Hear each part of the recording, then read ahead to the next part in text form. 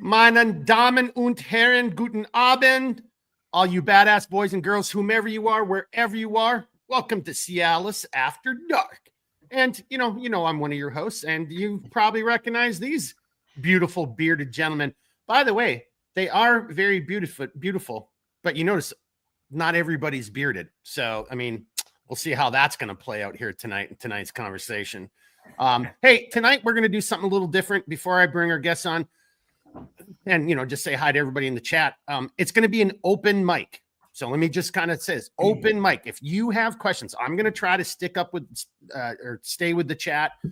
Redbeard, Patrick, if you guys get a chance, if you see something in the chat too. But if you have a very specific question for us or a topic you want to discuss, or if you want to come on and just be a guest presenter for a minute or two, join the live stream, say something in the chat.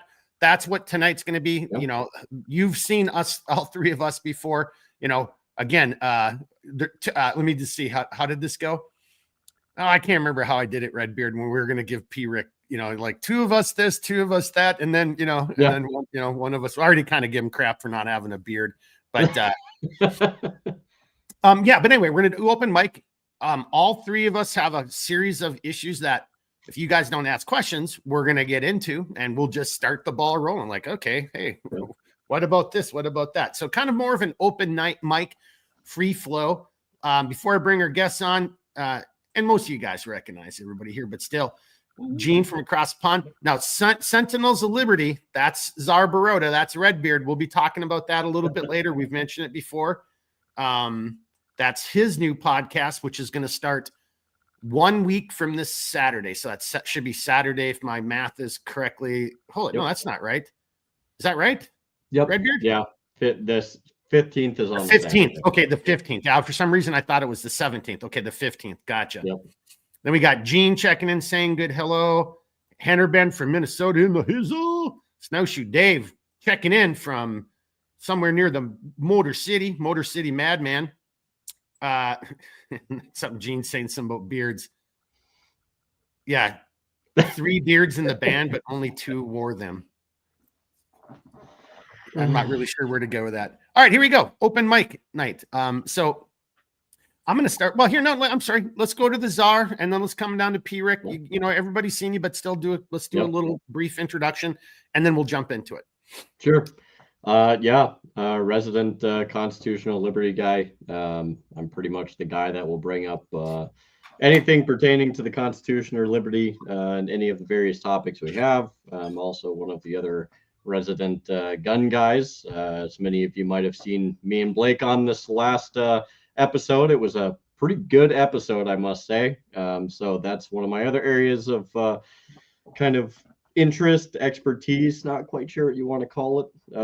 And I like the outdoors, and I like a lot of the same things that these guys do here too. So it kind of melds really well with the whole thing. So rock and or roll. P. Rick. Well, greetings and thank you for having me back again. Let's see. What do you want me to do? Like a little rundown, or just whatever you want to share with people, just so in case this, for whatever weird reason, we break through the algorithm and we actually get seen by new viewers and they've never seen you before. Yeah, give them a little background, who you are and why you're here. So give them a little background. Yeah, so I was brought up in Uncle Sam's Misguided Children. As I grew up in the Marine Corps. That's where my brain formed. So maybe it was a little warped. Probably so. Ended up working in law enforcement, switched over on the Army side, ended up doing some time with the 20th Special Forces Group, and then left, got back in the law enforcement game. 9/11 happened. I met Mark on the military side. We both ended up at the agency. Fast forward to now, I work for the wonderful Department of Homeland Security, and therein lies my obligatory statement that everything I'm going to say on here tonight does not necessarily reflect the views of the Department of Homeland Security or the Defense Department. They are solely mine and mine alone. So, yeah, I'll just leave it at that. On the beard issue, I feel now that you made me feel inadequate, I think I need to address that. If I grow a beard, it's going to be white. I have to use so much product in it, it's almost not even worth it. So I'm not really ready to look quite like Santa Claus. What's wrong with a white beard? That you got white, but I'm talking mine is all white. So that's that's the thing.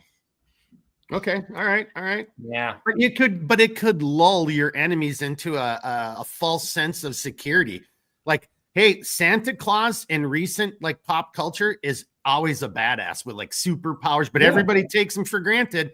You know, whether it's American Dad, you know, whether it's well, not really Rick and Morty, but or The Fat Man with Mel Gibson, one of my new favorite Christmas movies. But well, I mean, to be fair, even Gandalf went full blown white, and he became even more powerful. So I mean, honestly, you can only go up from here, Patrick. It's something to consider. That's right.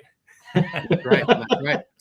Well, hey, so again, seriously, just as we jump into this, I've got one little bit of housekeeping or fluff, as the guy over on the loadouts likes to call it. But I've got one little piece of housekeeping pertaining to the After Darks. But then if you do have a question, or again, this is open mic night, and I'm going to try to, we'll see how this resonates. And if people like this a little better, if it works a little better, then we'll probably do this, one every 4 episodes or something like that. So we're just trying out something new. Yeah. So so if you have a question or a comment, or if you want to come on, just pop in and show your beautiful, human face, and then make a statement or join us as a guest. That's what we're here for. So just let me know in the chat. There, Gene just said Santa. I just saw that out of the corner of my eye. Where is evil Santa? He's right. Oh, it's always backwards. See, he's right there by my finger. Evil Santa. See, people would just take you for granted, and then they'd learn to fear you, and they wouldn't go outside during Christmas because you could be cruising around looking for victims. Like I said, it's something to consider for sure. That could be your undercover persona for actually any of your official duties. Or something, Think about this. In the old job, I did grow it out a few times, but I used a lot of product in it, right? And the people that kind of helped us with that had to assist me quite a bit. Had I not done that, though, I could have maybe pulled off a village elder thing, with a cane and the whole bit. Maybe I was too old to talk. I don't know. I could have blended in a lot of places. So I don't know if I'll do it. I'd have to import it into PowerPoint and then get it over here as a slide. Maybe I could share it as a screen, but I have a picture of one of those places where, Baba Ganoush, the village elder, I mean, straight up old man, Santa beard, dude had a no shit, Russian buckle from back in the, that day. I mean, just like, guy was probably only 40 years old, but he looked like he was 120. Matter of fact, there you go. We're to start off. He looked like that one of the people that Doge just found out is still reporting Social Security. They're 120, 160 years old, right? Yeah. All right, let's just start it off right there. Well, okay. Gene was okay. Well, let's start. We're going to come back to that because that's where we're going to start it, because that's a fun way to start the conversation. But Gene just pointed out that the drummer didn't have a beard. I actually just watched Morton Downey Jr.'s Sherlock Holmes the other day, and I actually liked the two of those guys as actors. I can't remember the other guy's name, but Watson. Their banter back and forth, and Watson one time says, "What? She wore you like a beard and then sailed you down the Thames." I thought that's what you were getting at, Gene. I thought that was some of that weird English humor that none of us Americans understand. That's what I thought. Then we got Husky Bunch in the house, another Minnesotan. What up? And then we got Learn Me Something, Embrace the White Beard. That's right. Learn Me Something, Husky Bunch. You guys didn't chime in with where you're from. Kind of, we had a good thing going, and then suddenly it's gone off the rails. There's Gene's comments about Futurama. All right, so here's my question, just on that note. Love them, hate them. Man, if you don't, even at a minimum, begrudgingly give, I mean, Trump is, all that experience he's gained in like being a billionaire, doing all those big deals, negotiating at that level, having been the president, this is now his 3rd time, or, I guess 2nd time, depending on how you look at, we'll find that out too. Guarantee. Hey, I'll take any bets. if they don't create nuclear war, now I'm getting a sidetracked. If they don't create a nuclear war, we will find out that election was stolen. I'm just going to put money down the table right now. We're going to find out a lot of stuff. But as Trump just totally showed his art of the deal, his showmanship, and just how much more comfortable he's become at being this world leader and tapping into his leadership skills. What did you guys think about he just owned? How many people he owned at that joint session? Yeah, everybody wants to call it a State of the Union. It wasn't technically, it wasn't State of the Union. It was a joint session of Congress. But you guys know what I'm talking about. He was just he called Pocahontas to her face. He was making that joke about, yeah, and there's like, 100 people over 160 years old or whatever, like, you guys want to jump in on that? Gandalf? Because only the elves, only elves and hobbits and fantasy people live, what was the oldest human being? 122 or something like that? Well, there's some biblical figures that were up there, but yeah. Well, that's a little different. I'm talking modern era. But maybe they're still drawing. Who knows, right? So, good point. There's that. I don't know. I mean, I thought the whole thing was, pretty powerful. It's embarrassing. And, I live in an area that's largely Democrat, and I don't know how anybody that's an old school Democrat can identify with this. And I don't think I don't think they are. That's the thing. If they're going to take these extreme, I'm not even going to call it left wing. Some of this stuff is just crazy stances. And they think that the population believes this stuff. Hey, good luck. Hey, maybe it's time for us to run for office, because I saw a lot of these folks. They can't really string together thoughts. Everything's just attack. There's no, okay, here's an alternate viewpoint or another strategy, another course of action we could take. There's none of that. So it's pretty sad, but at the same time, these are the folks that were in charge the last 4 years that allowed the country to go down the tube, and conservative estimate of 11 to 15 million people let in the country, if not more. And maybe it's higher by now. I don't know how anybody can get behind that unless you just don't really like America and want to see it fall down.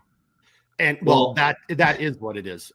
Let's bring Czar Baroda's laughing his ass off already, but I ultimately think, Rick, it goes we'll just see. You guys let us know if you want to go down these rabbit holes. But I think once you start going down that rabbit hole, Rick, what we're seeing right now are the diehards who have knowingly, I mean, like straight up knowingly pricked their finger and then sign the contract in blood with Satan. Like, they know what they're doing. They are straight up, like, what's his face who disrupted it? He did that intentionally. All the little paddles. Like, who in the hell else can yawn or plug their ears or roll their eyes when, like, that little boy, right, the brain cancer kid, like, all right, he was the highlight of the show, and then he highlighted the guy who's now going to get into West Point. I'm like, come on, man, seriously, if you can't get behind that. And Rick, I'll turn it over to you, Czar, but that's always been my point. Where are the classic liberals that I grew up with? I at least respected you for your consistency, and you made a cogent argument. What we just saw there was like, I saw a bunch of people talking about how they thought Speaker Johnson and Vice President Vance were like the only adults, because apparently, and I didn't watch the whole thing, I've just seen clips, but apparently during the speech, they were shooting their eyes over at people, like, and just giving them like, you better not fricking do it, like they would to their children, right? Like, you're at the dinner table, this, don't do it. So school principal, yeah. Czar Baroda, you are just laughing uncontrollably. So what has got you going? What do you expect from people who like booed, somebody, like RFK, who's like, what we should really do? We should really get down to the bottom of what was it, like autism? Like, maybe we should get to the bottom of autism, and they boo the guy. Like, what more do you need to know about people? Right. Like, dude, I say this in a humorous but almost in a serious way. Like, one has to almost imagine that people who are mentally ill would be the only ones booing at finding their own source of like healing or recovery, right? Like, this is, it's laughable, but it's really sad at the same time, because it's like, to some degree, like, I really don't think that many of these people really are of like even logical mental capacity. I don't like, and I'm not a psychologist. I'm not somebody who knows how to mull through the inner workings of a person's mindset or brain, but like, I think it's not unreasonable to assume that some of these people probably actually, they just don't have their faculties. Maybe they don't actually fundamentally understand what they're doing, and then maybe half the time they do, and then they're like, oh, like, this is what we're doing today. Like, every day is a new day for these people.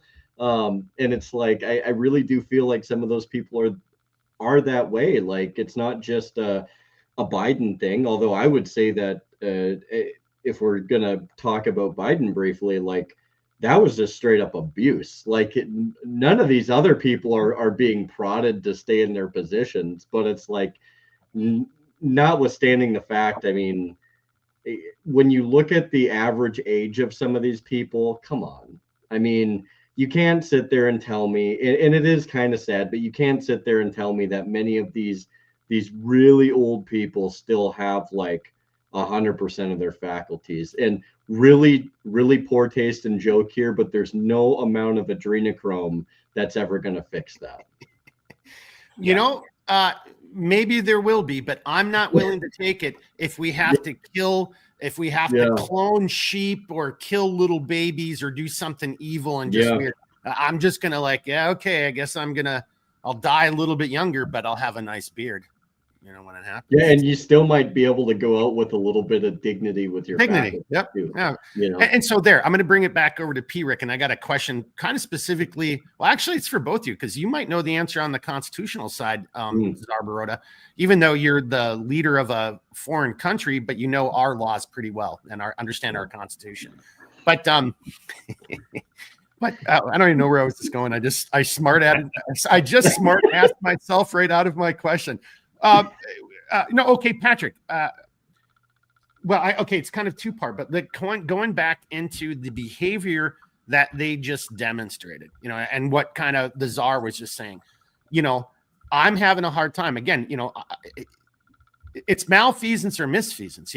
You're either doing it intentionally, or like as Redbeard just said, or are you really that stupid, or this is how your brain works and functions. Yeah.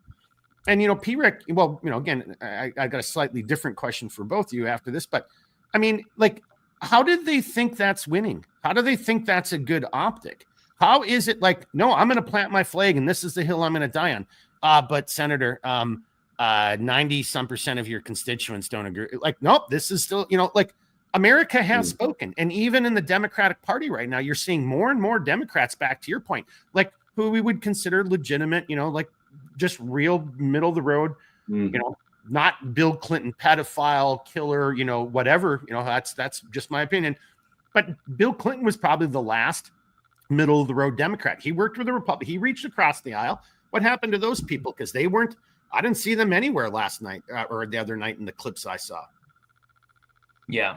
So if the listeners know, or you guys have seen this lady, Lindy Lee, speak, she's the one that was one of the major fundraisers for the Democratic Party and was like really close with the Biden family. She left. She left before the election was even announced, and the reason she left is she said, "Hey, the Democratic Party is so far off its base that it's insane." You had, Kamala Harris's campaign had over $1 billion that was raised, and she blew it. I mean, she's giving money to celebrities, just throwing money out there all over the place. And the donors are just like, hey, what was that?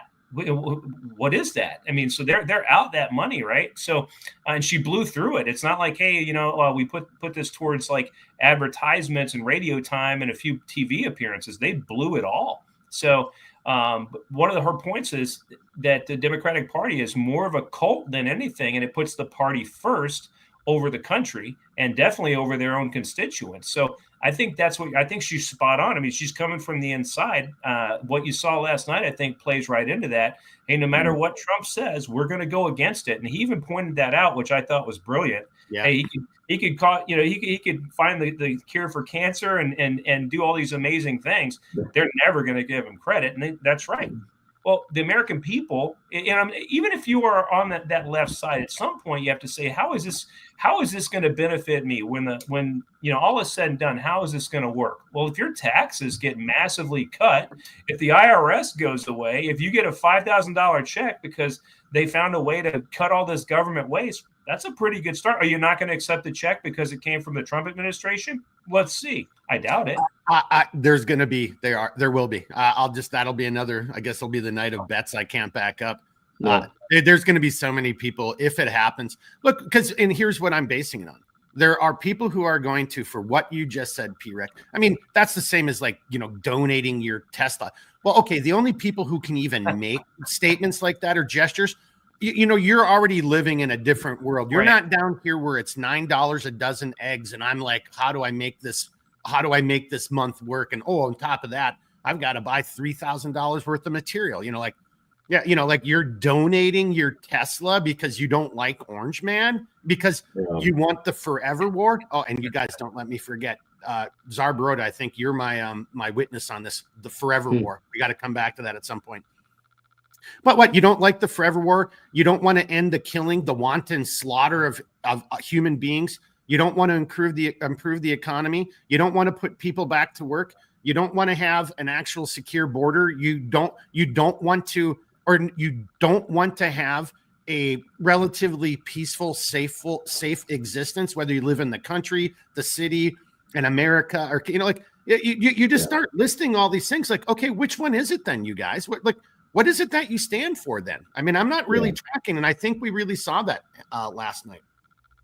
Well, there, learn me something just said. Good point to you, P-Rick. It's the party of poor stewardship.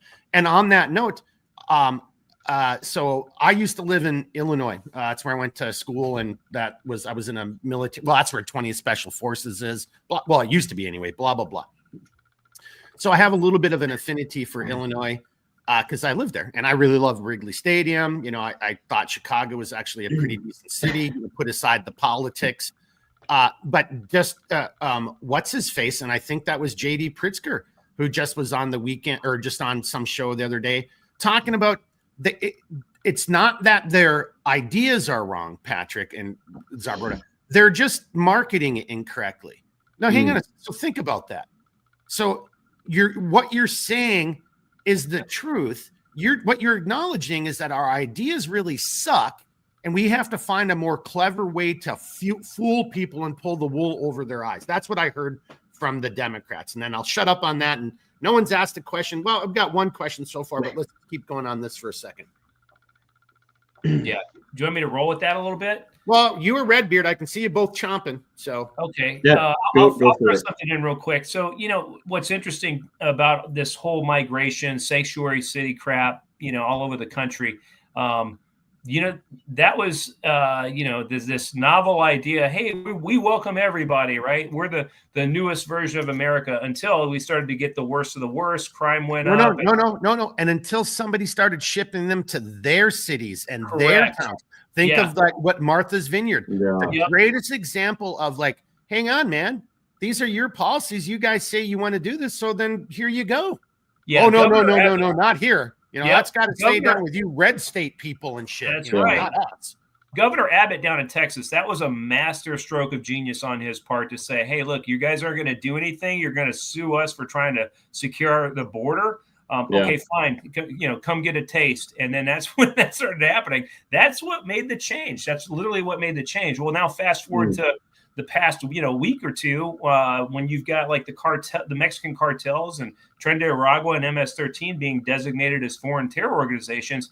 Are you going to say that your state law allows for the safe passage and we're going to take care of foreign terrorists? Is that how that's going to play out? Because I don't think Tom Homan and the DOJ are going to take too finely to that. And I hope that there's some federal action taken on that. I'm not a big fan of federal action, by the way, but when things get this stupid around the country in certain cities, change needs to happen. Look at what was that thing called in Seattle? Chaz Chop. Oh yeah, How did anybody allow that to happen? Yeah.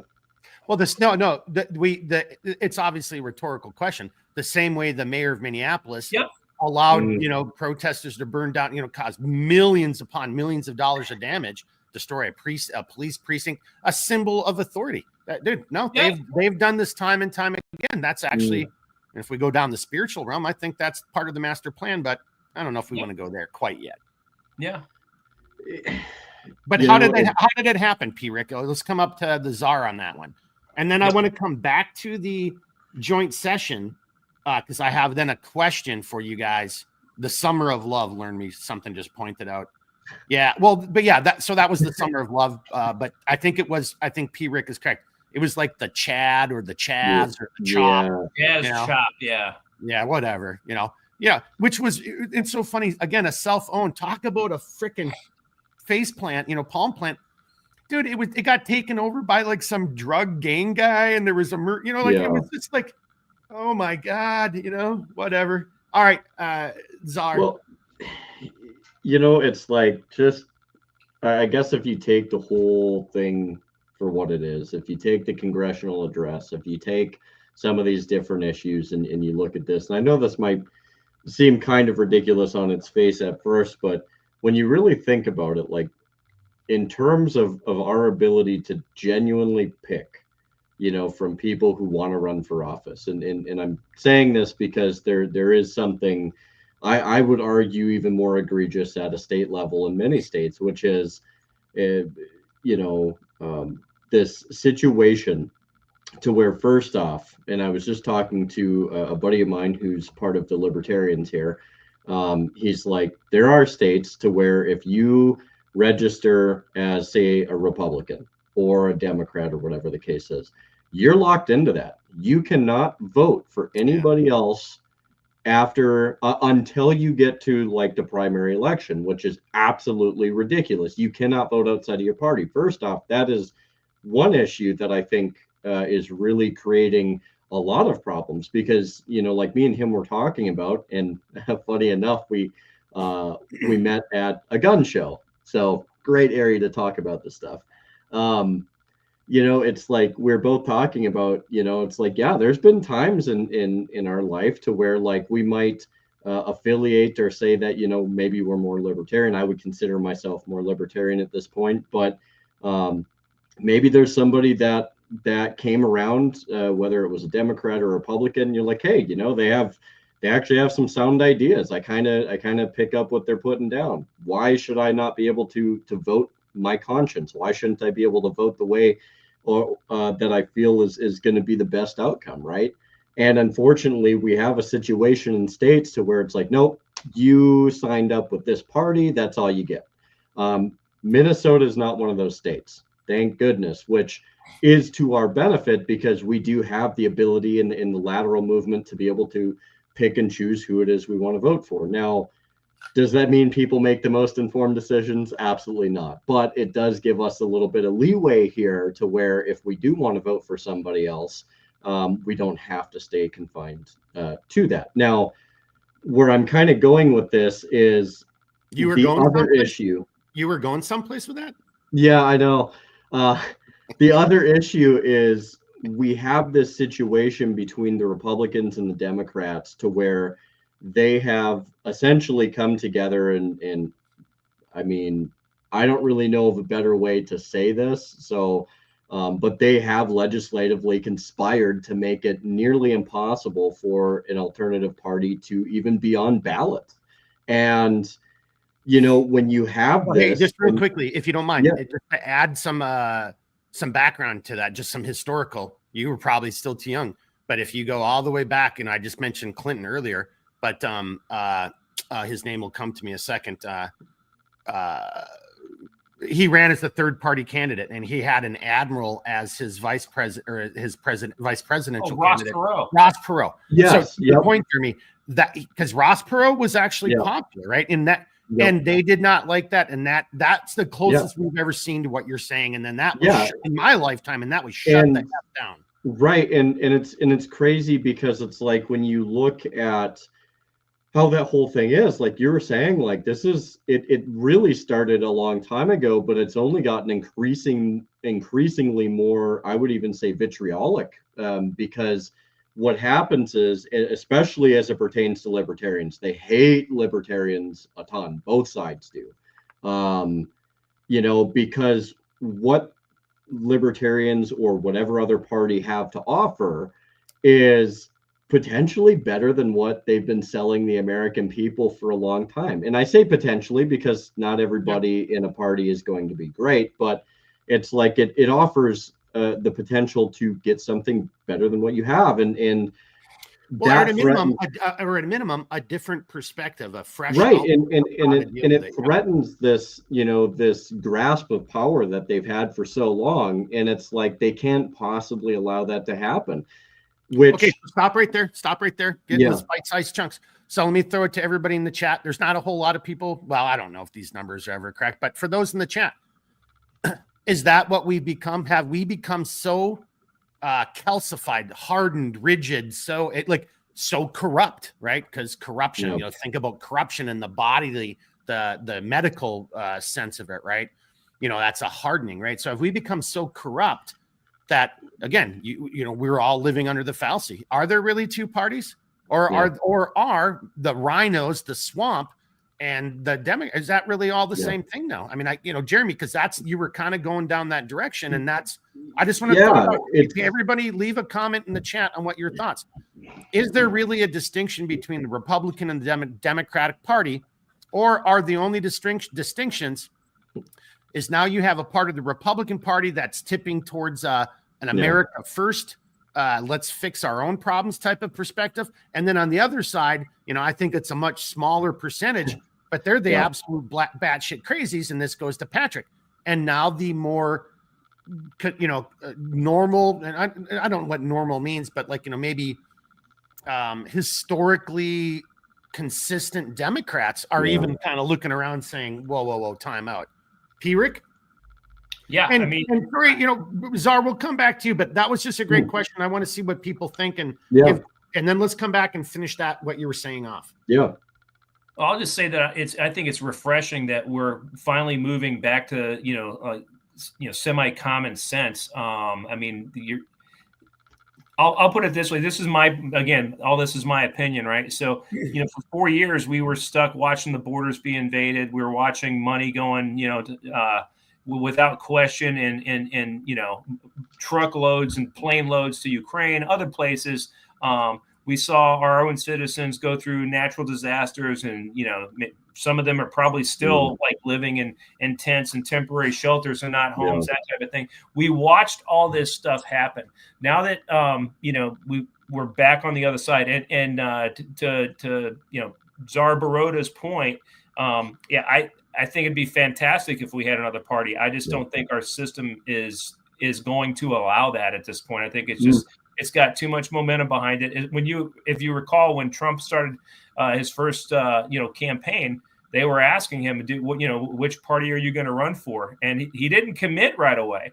Yeah. But I guess he figured, hey, look, the Republicans are more in line with kind of what my beliefs are. I'll go with that. Yeah. I mean, it's a binary choice at that point, So that's just something else. But as far as what's going on in the country, and the far left crazies, all the media outlets that support that, hey, you know what? You lost, and I take pleasure in watching you whine and cry and complain, because you're so far off base with the average American that it's not funny. So I laugh at that, and I really wish that other news outlets would not give them extra play for their stupidity, and just let them die on the vine with low viewership.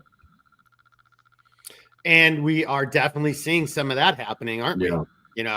There's been just some major plunges. I mean, polling is always a scary thing to look at, but if you and talk about, I don't know how much weight I ever put on polls for a lot of the same reasons we're talking right now. How much of that has been corrupted? I mean, the Supreme Court, our judicial branch, right? We have judges making decisions basically telling that Patrick, the owner of his business, can't do things in his business without the government, other facets of the government approving it. What do you mean I can't make this new product? Oh yeah, I have to have your approval, but I'm the owner of the business. The executive has all the power. Trump has not. And so, okay, here, kind of little rabbit hole. Bring it over to you, Zarbroda. In Yeah. your humble opinion, has Trump, how's he doing constitutionally wise so far? Is he stepping outside of his powers and his delegated authorities? And, you know, in your opinion, and it's fine if you think he is doing something crazy, but what are your thoughts so far? Or is like, no, you guys are just, to Patrick's point, you guys are just making this up. Like, Musk is an unelected. Yeah, every advisor to the president in the history of presidents is an unelected official. Biden had him, Obama had him, Nixon had him. They're cabinet members, right? Cabinet members aren't elected. What the hell is like? So that's another thing going into what we've already kind of talked about. Yeah. Or are the people who represent that facet of those parties, do they just not care? Misfeasance or malfeasance? Or are they just that stupid? Misfeasance, right? You're like, which one is it? Because you really don't know how our system works. I saw a clip, from late last week or early this week where, like, I think it was that Scott Jennings guy over on CNN. I'm starting to watch some CNN just to watch that Scott Jennings school everybody else on that panel. He's like, they're like trying to tell him that Trump isn't the commander in chief and has no control over the military. And he's just like, you can see the guy, like, he's wondering, am I in some, like, dimensional rift? Is this like, did I just get Rick and Morty into another, alternative universe? Like, what just happened here, man? Go ahead. I think it's been a pretty quick, 5 weeks now, 6 weeks now, since, he came into office. And I think that there's still a fair bit of obscurity in terms of trying to sift through everything that's gone on. I mean, there's a lot that's really gone on. And so when you allow the dust to settle and really examine a lot of the things that he's done, but not only him, but several other people that he's appointed into various positions, I don't think that there's one administration that's ever going to be without a constitutional violation. I'll say that. Because that's power, though, Jeremy, right? It's just we're human beings, we're fallible, and people are always going to do too much. And I think that in the end of the day, what I think is disagreeable, at least for me, looking at it from a constitutional perspective, and I would say that everybody's entitled to their own opinions, and that's fine. But from my point of view, I think the overwhelming reliance on utilizing executive orders is, yes, in some ways it can get the ball rolling, but we also have to examine how they need to be used. And I think it's one of those things that really puts us on a very precarious edge. And if you're trying to do something meaningful, you can actually detract from the meaningfulness at times by going beyond the limits that you're prescribed in trying to get, something done quick versus actually trying to usher in a proper constitutional way of going about it. Now, if it's something that pertains strictly to the executive and the executive agencies, then that's fine. That is what an executive order is prescribed to do. You can act within the executive branch as it pertains to the executive agencies. So there are certain agencies that do fall within those parameters. And if they were something that was built up and came about via the executive, and he's like, no, you know what, like, after doing an audit, there's really no reason for this to exist. I would say that that's something that falls very well within constitutionality of being like, no, this really doesn't need to exist. We don't need this anymore. But if you have something that was done, by way of Congress, and you can't just decide that you're going to go in and be like, no, I'm going to get rid of this because I don't like this. It's very appealing to do that, and I think it gives us all a dopamine hit when we're like, yeah, no, we gotta eliminate this right away.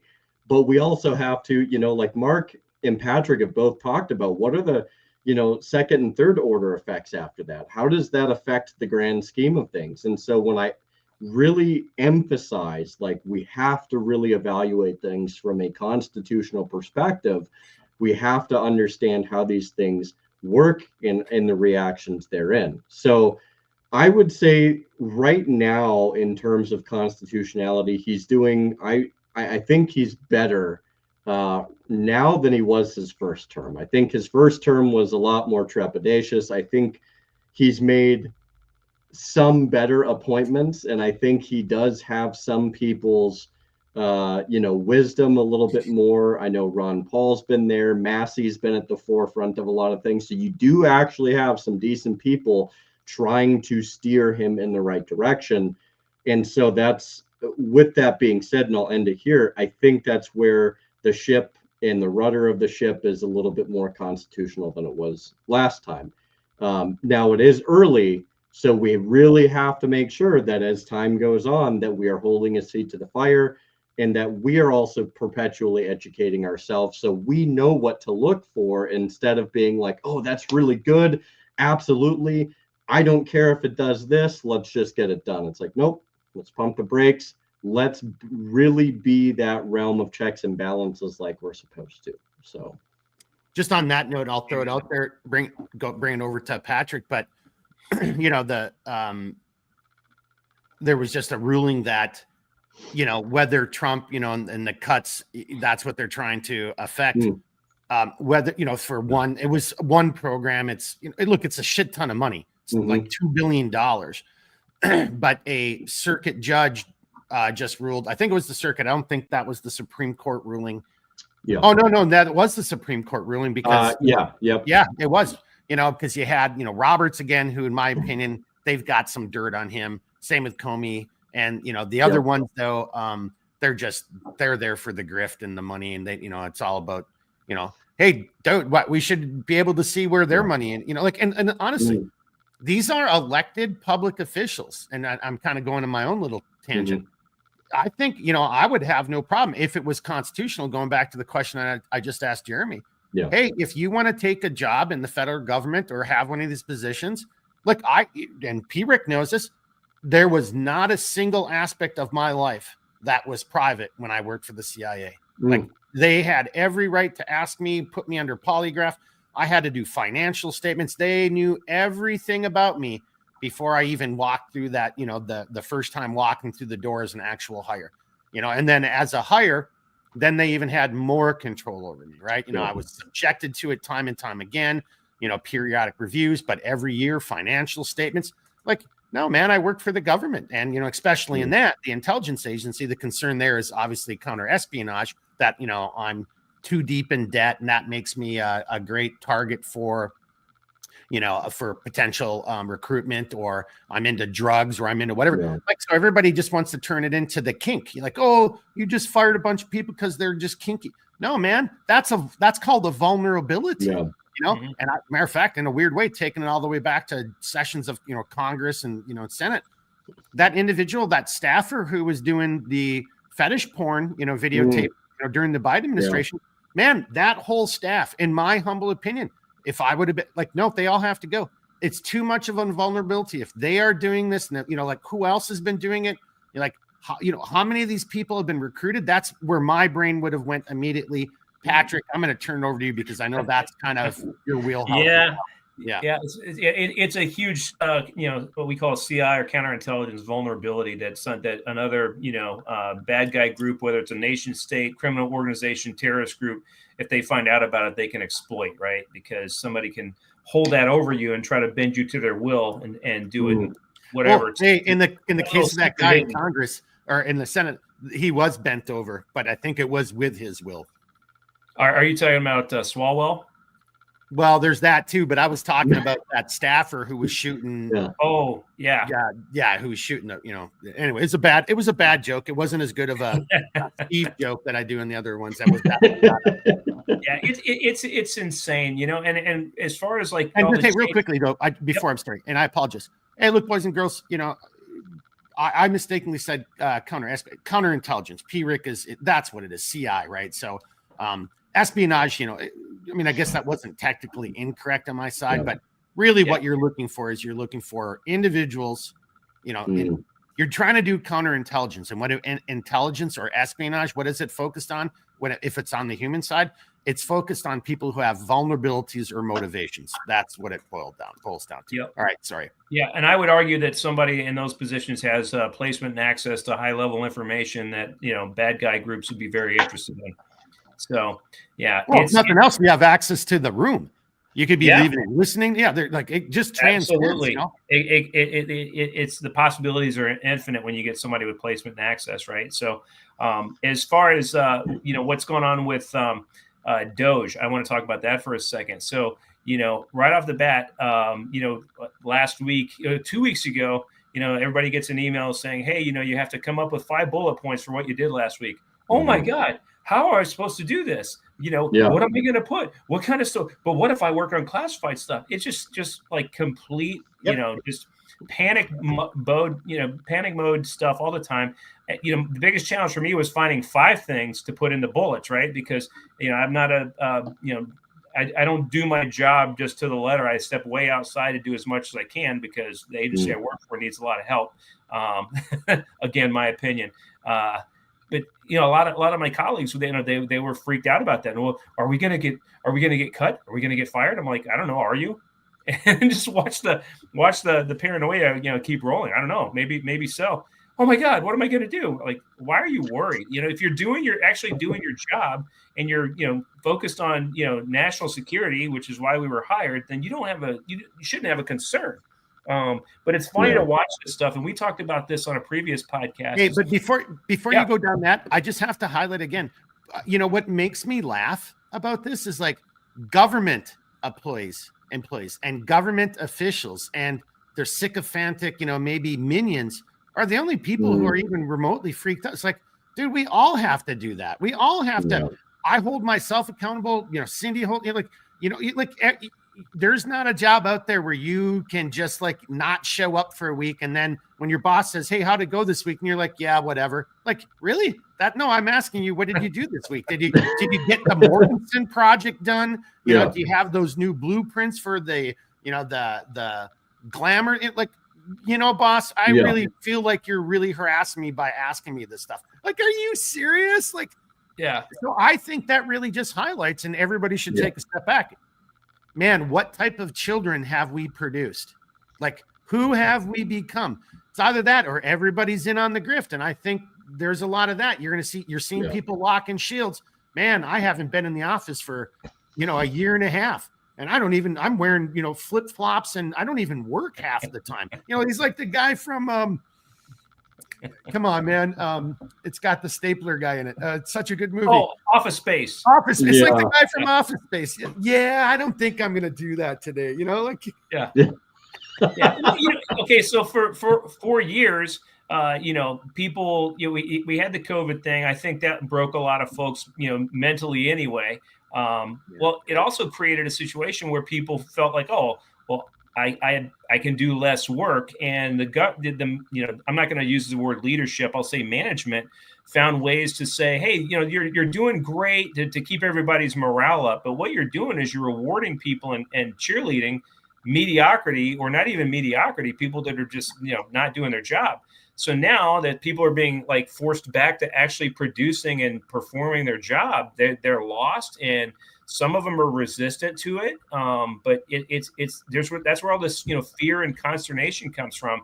And again, just like I said with the election and everything else, I laugh at that because so what have you been doing for the past 4 years? If you don't look at your job as a federal employee, military members, the same thing. If you don't look at your job as like, hey, what does the American citizen taxpayer expect from me, and you're not doing a little bit more, you're wrong. Yeah. Well, hang on, and Redbeard, I'll shut up and go to you. But boys and girls, I just want to echo P. Rick's sentiment, like because that's how I felt. I'm here to tell you, you got your money out of me. I'm broken. I'm falling apart. I gave it one. There is no such thing as 100. Well, I guess technically there is 110%, but you get my point. Just like P. Rick, I was there to do a job, and I took that serious, and I gave it 100% every day I was in the office. And, and that comes with consequences, but yeah, I knew what I was doing. There was no question. Again, this whole thing, like you just said, P. Rick, even if you in half the people who are talking about, well, I can't talk about sensitive. You're not even working a sensitive project. What are you talking about? I was working, sensitive projects, recruiting people. We were trying. They are the sensitive projects. Yeah, Mark. but I could simply answer that email to the whole American public. Hey, today I worked with, a couple different groups within our organization to push forward our direct action, legal status, so we have a better understanding of, what Title 52 versus Title 10, like what we could, dude, there it is. Like there's, okay, you didn't give away any secrets. No shit. I hope you guys are figuring that out. Or, I spent the week better preparing myself mentally and physically so I can be a more lethal and intelligent, tool of the American, security apparatus, in my next deployment downrange. People don't have to know what that means, but Rick, we were doing PT, we were shooting, we were jumping on we were doing that to get ready for our next deployment. That's all you got to say. I mean, it wasn't hard. Well, I think that folks that ask the questions and what can I say are looking for a reason not to do it. And then because they haven't really been doing their job, they've got to create something. So, I don't know if they're going to AI or chat GPT this stuff or what, but you gotta have some input. Hey, chat GPT, take my 5 comment email but make sure it all revolves around the CIA cafeteria, because that's where I spent all week. I was never in my office. I was in the cafeteria. How can I turn that into 5 positive things that I did this week? The sad thing is like you got, Patrick's laying all these things out. And to me, as I'm sitting there listening to you, Patrick, I'm thinking about one of the things that I learned when I was going through one of my business classes in school. And I'm like, wow, like you can really meet all of the demand, like all of the things in the Maslow's hierarchy of needs, and people can still be useless. Like you could give them you don't even have to get out of bed to do your job. Like you are in the best situation, the dream job, literally. Yep. Like I guarantee you, if you guys could have remotely done your jobs from your bed, there's a pretty good chance you're like, you know what? This Friday, I'm not getting out of bed today, and I'm still going to do a great job. It's like, that is like the cream of the crop of the Maslow's hierarchy of needs.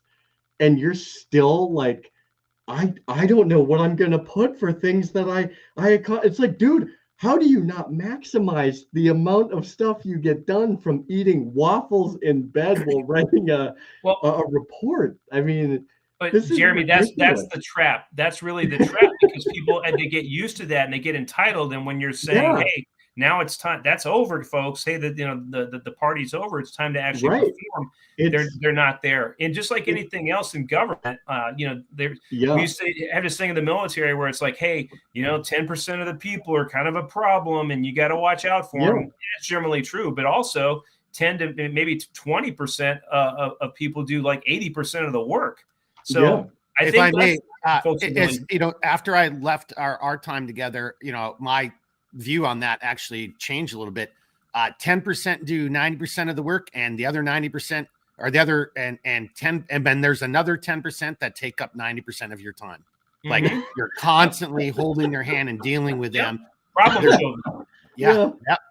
Yeah, dude, that's even true in a lot of the labor jobs I've had. It's everywhere. Like you get that incessant person that's always coming by to supervise the job, but they add nothing to the actual overall experience. It's like, why are you here? Like, go away. Like, you're not there. Okay, the other 6 guys aren't even working. I'm still trying to do my job. Can you just leave me alone, please, so I can actually do my job? Yeah.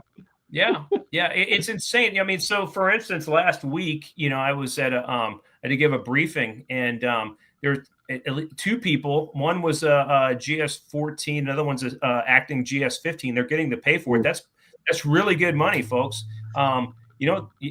Instead of them standing up and presenting and adding to the whole presentation, they one of them set up the travel schedule. The other one ran the mics and the PowerPoints. In the military, you basically have like a lower enlisted guy over there. Hey, next slide. And to have this happen in the federal government and watching people get paid, time to go. Time to cut. So. Well, and like boys and girls, just to reiterate it, and look, the vast majority of people, and God bless you, you're not familiar with the government pay scale and what all that means, but like those are senior positions, you know. So I left as a 14. If I would have stayed around, I would have been up for my 15 in like another, you know, well, at the end, probably I just pointed to you guys like you were there with me. I feel like you were there, but DB, wherever you are, you know, but like, you know, if I would have stuck around after that and not pissed and, you know, and told everybody to go fuck themselves in the Elon Musk fashion, you know, I would have definitely got my 15. And then, you know, which is like, you know, and P. Rick helped me out, you know, a 14, you know, it all depends on the organization a little bit, because the intel community is a little different from the rest of the government services. But, you know, you're probably looking at, you know, you're like you're a light colonel or a full bird at that point. You know, once you get into SIS, that's definitely, you know, a brigadier general, you know, geez, P. Rick, it's been so long. Be my little general. Remember that? Yeah. Like, Yeah. Brigadier, major, lieutenant. Yeah. So it's a pretty high rank. It's a pretty high position. You should have been elevated there because of your, you know, expertise of some function, or your skill set, or your overall experience, or your understanding of the machinations. You're not there. Next slide. Slide. That's paying somebody like $100. Mark, let's put that into monetary terms, right? So in DC locality pay, a GS-14, you're probably talking about like 160 to 170,000 a year. A GS-15, you're getting close to $200 a year. And, you know, you've got somebody that doesn't contribute and created a travel schedule. Come on, Doge. Let's go, guys. Let's go, seriously. Yeah. Right, you guys don't let me forget. I want to come back to that. And I really enjoyed, for everybody, you know, go back and watch it. I really liked the episode we just did recently. And Clint was on, you know, Clint has a different perspective, a slightly different perspective. Maybe he's a little bit more, you know, special forces, snake eater. So everything is always the glass half full. But I'm still, you know, but I'm going to bring it over to Jeremy at some point. I'm still a little disappointed on, like, hey, if the Constitution, if the power was there, why aren't we doing it? I just saw a report this morning. Again, I already have a whole bunch of questions, but let's just do whatever we want to do here. I was trying to think. I almost said free, and the other word was like a basketball, but I was like, that's not what we're talking about. That's the wrong choice of words. You meant what we know. Yeah, but no. If you I saw a report. So they clearly they being the DOJ, Bondi, they're saying that they know who leaked the information. P. Rick, I still haven't seen a name. I haven't seen anybody perp walk. I mean, and this needs to be, and you know, so I'm kind of. I think that they do. And, you know, here's the deal. If that's an inside thing that they're going to find through OPR, DOJ, and, you know, internal investigations, that type of thing, they're not going to announce that, because they want to make sure they have all their ducks in a row. So by the time it does get announced to the public, it's kind of a done deal. It's not like a frog's butt. Yeah. Here's our Baroda. We think he leaked the information, but can you prove that? Does he even have an attorney yet? No, they're not going to start like that far out. They're going to make sure things are really rolling before it gets announced publicly. Well, and you know, okay, so then I guess that kind of in a weird little conversation, bringing it all the way back to Clint and homage to his thought process.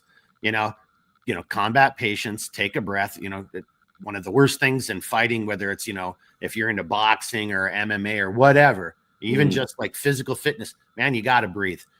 Yeah. Take a breath, slow it down a second, you know, like, you don't let your emotions get involved. You know, I mean, it's not bad to have some emotions, but, you know, don't let them take over this or this, because you'll lose that way. So you guys you and, you know, P. Rick and Clint, you're absolutely right. But I'm just telling you right here, I just feel it right in here. It's like, I want to know who these people are. I want to know who's being, like, because why couldn't you release that? These are the suspects. This is the accused. They still have their day in the court of law. You know, if the tables were turned, if the pendulum was the other way, if they suspected me and you, Patrick, of doing something, they wouldn't be withholding our names. They would have this. They would have had this case won in the court of public decision before it even went into the court of law. Well, and to that point, I hope that, you know, when it does, you know, hit the media and they you know, make the arrest and it goes to court, I hope it's televised. You know, think about this, the whole Daniel Penny thing, one incident on a subway, that his whole you know, trial was televised. Why weren't the folks that were arrested and held basically with little to no evidence for January 6th? How come their trials weren't publicized? Why was there no media attention on that? Made no sense. Well, because it does make sense. But Zarbarota, bringing it back up to what P. Rick just said, we kind of did a little tangent. I mean, that goes into the constitutionality question, right? I'm trying to keep the emotions at bay, but this is a very, passion, this is a subject you can be very passionate about, or you can get very wrapped up in, especially with our backgrounds and everything.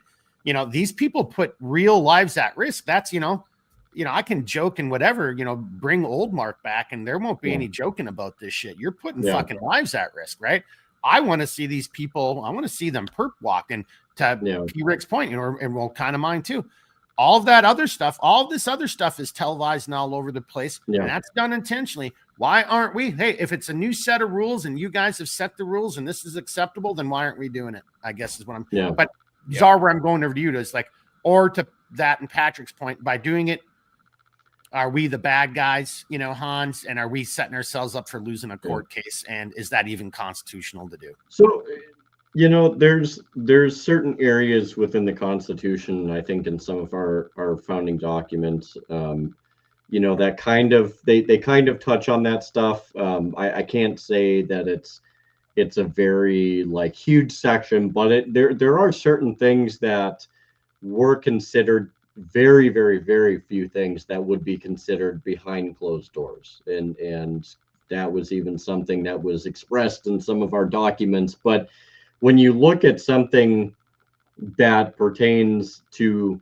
virtually all government employees, when it pertains to the public, when it pertains to all of these different things, Mark, I think it was you that had brought this up, but it's like you really do forego a sense of privacy, and when you're in a sense of public service, right? You're an official in a particular status. Everything about your life is out in the open, for good or ill. And when you look at certain cases, when you look at certain events or issues that come up that have widespread ramifications, when they have a heavy amount of importance, what a lot of people like to say is, well, we just don't think the public can handle that. But it's okay, but that's also not up for you to decide. Now, in the end of the day, I do kind of agree in the realm with what you were saying, Patrick. You don't want to put all your cards out there, because if you're trying to build a case against somebody, the last thing you want to do is essentially call them on the phone and be like, hey, I'm building a case against you. I guarantee you at some point, the lawyers of the government are going to probably call the lawyer of the person of interest, right? They're going to be like, hey, there's a situation involving your client. We just wanted to let you know this is what's going on at some point, not right away. And so, yes, I do think that there's some pertinence. I don't think it's unconstitutional to not show your cards, but there's also this realm too, to where it's when it does come to fruition, it should be out in the open. We used to actually have a lot of public sessions, right? We used to have a lot of public court cases. We used to have a lot of situations, even fairly high profile ones, to where the public had the ability to go in and sit in on that court case. And one thing that I kind of bow tie this, but I would argue that in and around the time of the Bundy trials, so the Bundys, who are the family that were out in Nevada, it was in and around that time there, I actually sat in on a hearing for some of those individuals.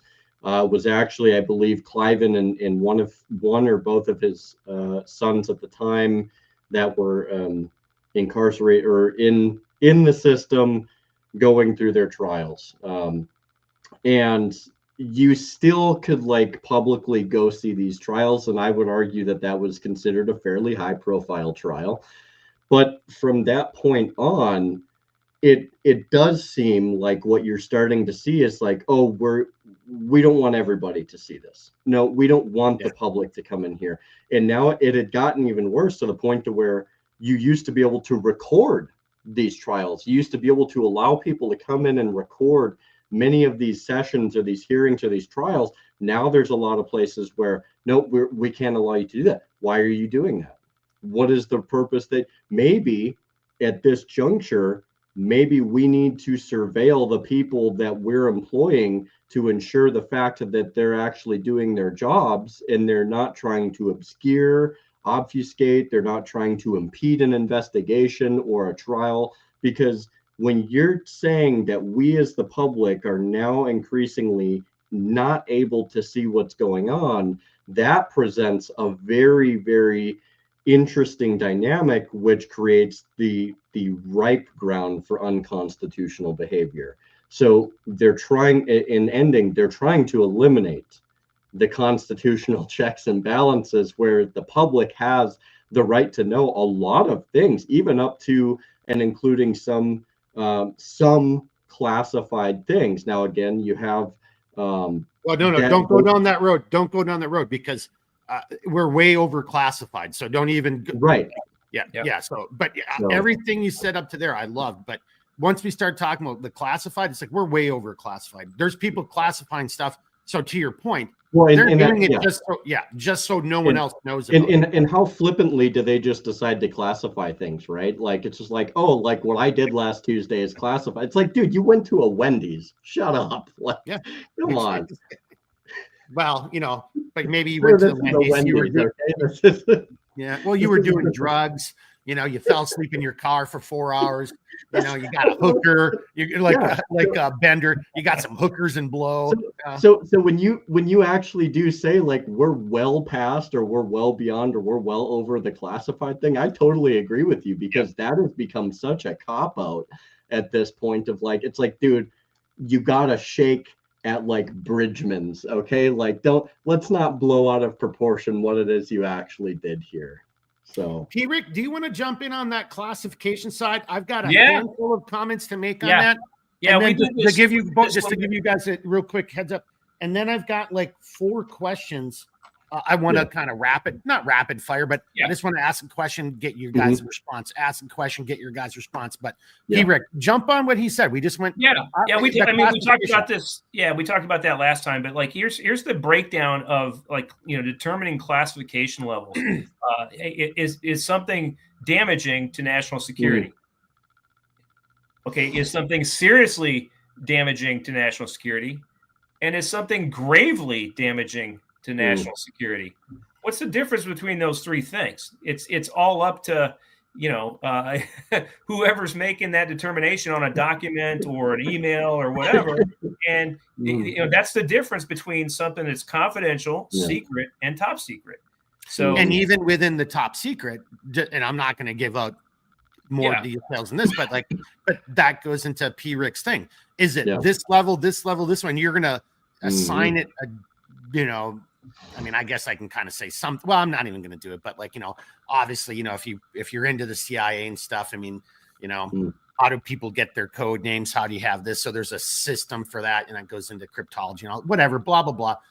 But, but even to what Patrick said, even if you get into a grave risk, like a grave threat to national security, well, who's making that determination? The individual writing that paper, that, intel, whatever the case is. But even within that, there's going to be all kinds of other things that they can tag on it that's going to then further amplify. So let's just say all 3 of us had access to everything that was TS-SCI, but if Rick doesn't want anyone to know it, he's going to give it the designator to make it top secret, secure, compartmented information, which is more than top secret. You got to have a certain lifestyle, poly, and all this stuff. But then if he doesn't want anyone even within that group, and we're not talking about special access, he can give it other classifications that are going to make it even more classified. So in other words, maybe you can't share it with a senator, on HIPC or on C or HIPC, something like that. Rick, am I helping out there? Or did I just? You're right. Okay. And there's just for a little bit of context to that, there are guides that kind of spell out how you should classify certain things.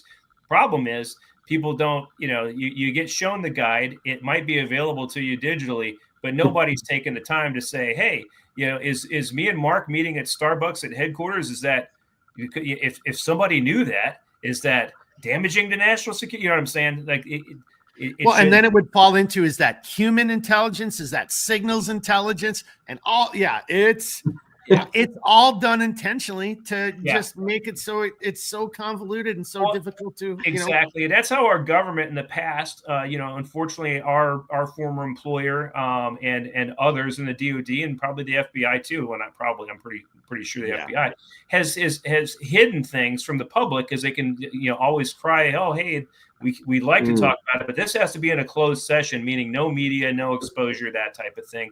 And when these things get classified, it's at least 25 years, maybe 50.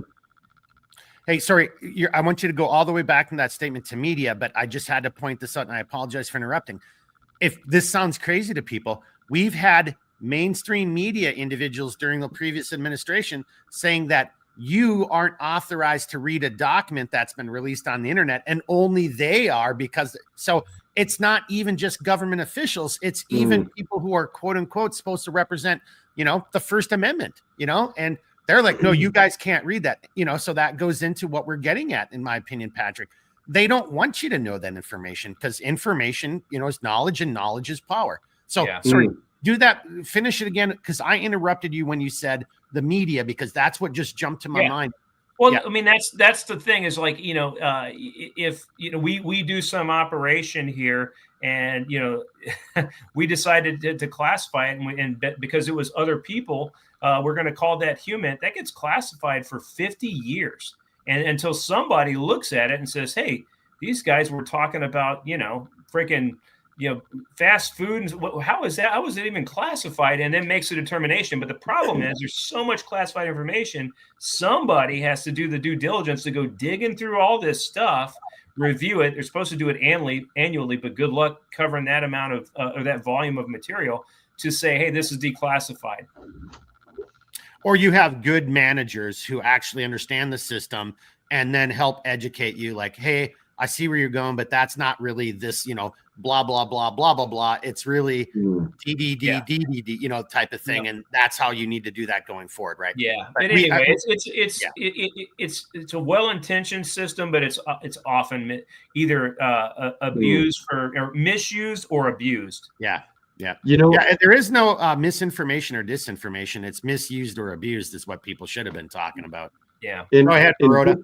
Just to add real quick to what both you guys are saying, because I want to clarify something, so like when you look at like the very, very few times that, our founding documents actually talk about like actual closed backdoor activities, like these were not just whimsical things, like they were very, very serious, like urgent matters that needed to be addressed with a very high aura of secrecy or discretion, right? So, and I'm sitting and I'm listening to you, Patrick, explaining so many different things, and the one thing that comes to mind that I think you kind of touched on is, like how whimsically do we just say like, oh, we're going to go behind closed doors, oh, we're going to do this, or oh, we're going to do that. It's like, yeah, but like but why? Like again, like you had brought up, like what you're talking about what you had for fast food one day. Like, are you implying that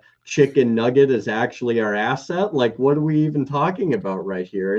And so it's that's the thing, is like we have gotten to a point in the contemporary sense to where it's actually degraded our sense of security because of how whimsically we use it, because it's just something to like either bury something or hide something, and it's not even doing it with a sense of like any real discretion, it's the same, damages the whole sense of security. Zarbaroda, it's the same as calling everybody a racist or a Nazi or whatever. It's like exactly. And so it really detracts from it. Actually, I would even say it blows it wide open, and you not only degrade a sense of security, but you actually become so unsecure that all of the steps that you're trying to take to make things secure actually just become easier to circumvent, because you're creating certain patterns. And when people start to figure out these, like, oh, they're going back here again, it's Tuesday at 3 a.m., you know, and it's pertaining to this subject. Like, in Mark, I've talked to you about patterns. I'm a pattern guy. And it's like, yeah, you have to be like, you can't just do it because you feel like it. You should be doing these things and classifying and actually having secure backdoor meetings when they're truly pertinent to something that requires that level of discretion, not just because you don't like something. So, yeah, or you don't want the public to find Yep. out that you've been pissing away billions of their dollars. right. Rick? Yeah. Yeah, I mean, So- and the worst thing to get is like, somebody files a FOIA or, gets something declassified, and then what's released to the public and the media is so redacted, you can't even make, hiding your hair of it anyway, Yeah. right? Yeah. Obviously, Hang on. I got to throw the Trump administration under the bus. Pam Bondi, like, come on, man. Where the hell have you been? I never really was comfortable you as a choice, and I'm less comfortable now because you just got played, sucker. Yeah. Use some like. I just released all the documents. They redacted them even more. Like, and again, now I guess I just caught myself. Well, maybe that's for legal reasons, but the documents are out there, and Right. in a much less redacted form. The ones that she just released, a much less redacted form. Like, what are you doing? And like, you can't put the genie back in the bottle like that. I mean, it's already out there, so own it. But I guess you guys made the point. Well, but from a legal perspective, to make the case as airtight as possible, but then say it. Don't just think everybody's. Don't just sit on it for a week and with no response. Yeah. as to Hey, why. look, we're not going to divulge this information because there are going to be ongoing, investigations which will lead to prosecutions, and we don't want to jeopardize the cases that are going to, result as of that. Boom. Okay, got it. And like somebody had said, and I don't remember if it was on Dave Smith's podcast or Redacted with Clayton Morris. It was one of the two. They had a guest on, and they're like, look, like it actually wouldn't even be that bad if, when she said that, like, yes, they're on my desk. They're like, that's fine. But like, the problem is like, you've actually shown no prosecuting action. Like, you're not even taking steps at like, we would not even be talking about this right now if you're like, hey, like we are definitively taking action to make sure that there are the people that are outlined in these areas are going to be prosecuted. There are going to be ramifications. But the thing of it is we didn't even get anything remotely close to that. And I think that's, Mark, to your point, like that's why it brings a lot into question, because it's like, okay, so you're not doing anything. And you're just sitting on this, and then it's like you have somebody who may have leaked something, which also was somewhat indicating like that leak came from the FBI, what I've heard. And it's like, but you're like the top of the top, Bondi. Like, this is happening under your supervision, like, and you're sitting here like you have no clue any of this is happening. Like, what are we even talking about right now? And I think that's where it's just becoming this cataclysm that I don't know where this is going to go, guys. Honestly, I mean, it's going to be devastating to some degree, but the extent of that, I don't know. Hey, in the chat, as we move on to the next kind of section, answer Redbeard's question. What do you guys think is going to happen? Are we going to see the Epstein list? Are there going to be arrests? Is it going to be a slow trickle and we have to fight for every kernel of information? Or is there something going behind the scenes, kind of like to Patrick's point? Hey, we're making sure we're dotting our I's, crossing our T's. And once it's perfectly legal, then then the floodgates are open and heaven help you if you were one of these people or, stealing money. What do you guys think in the chat? Let us know. All right. And I'm going to turn that over to P. Rick. And then I'm going to kind of go into my little question, my Q&A section, I'm going to call it, with you guys. Yeah. Well, do you want to add anything, P. Rick, or go in your own little tangent? I think I'm going to, I'll default to, if you guys remember the movie Charlie Wilson's War, which I think is probably one of the most accurate movies about the agency. Much more realistic than Jason Bourne. you know, What? I know, right? You weren't, Come on, you dude. weren't part of Treadstone? What the Jeez. hell, man? Oh my God. So, but yeah, what was Philip Seymour Hoffman's big line in that movie? Every time, at the end, he was talking to Charlie Wilson about what was going to happen and all this stuff. Everybody was celebrating. If you remember, like, he tells this story, and it always ends with this wise guy saying, "We'll see." We'll see. We'll see. That's kind of where I'm at with this. It's like, we'll see. Let's give it time, because we get caught up, just like everybody. We get caught up in this news cycle happening like that. Some things have to develop, and I think this is a big juicy one. They don't want to screw up. We'll see. Yeah, we'll see. We'll see. And on that note, I'm going to do something real quickly. Just a little bit of a break here before we go into the next section. And what would you say you do here?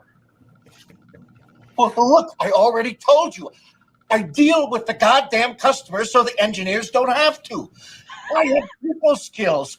I am good at dealing with people. Can't you understand that?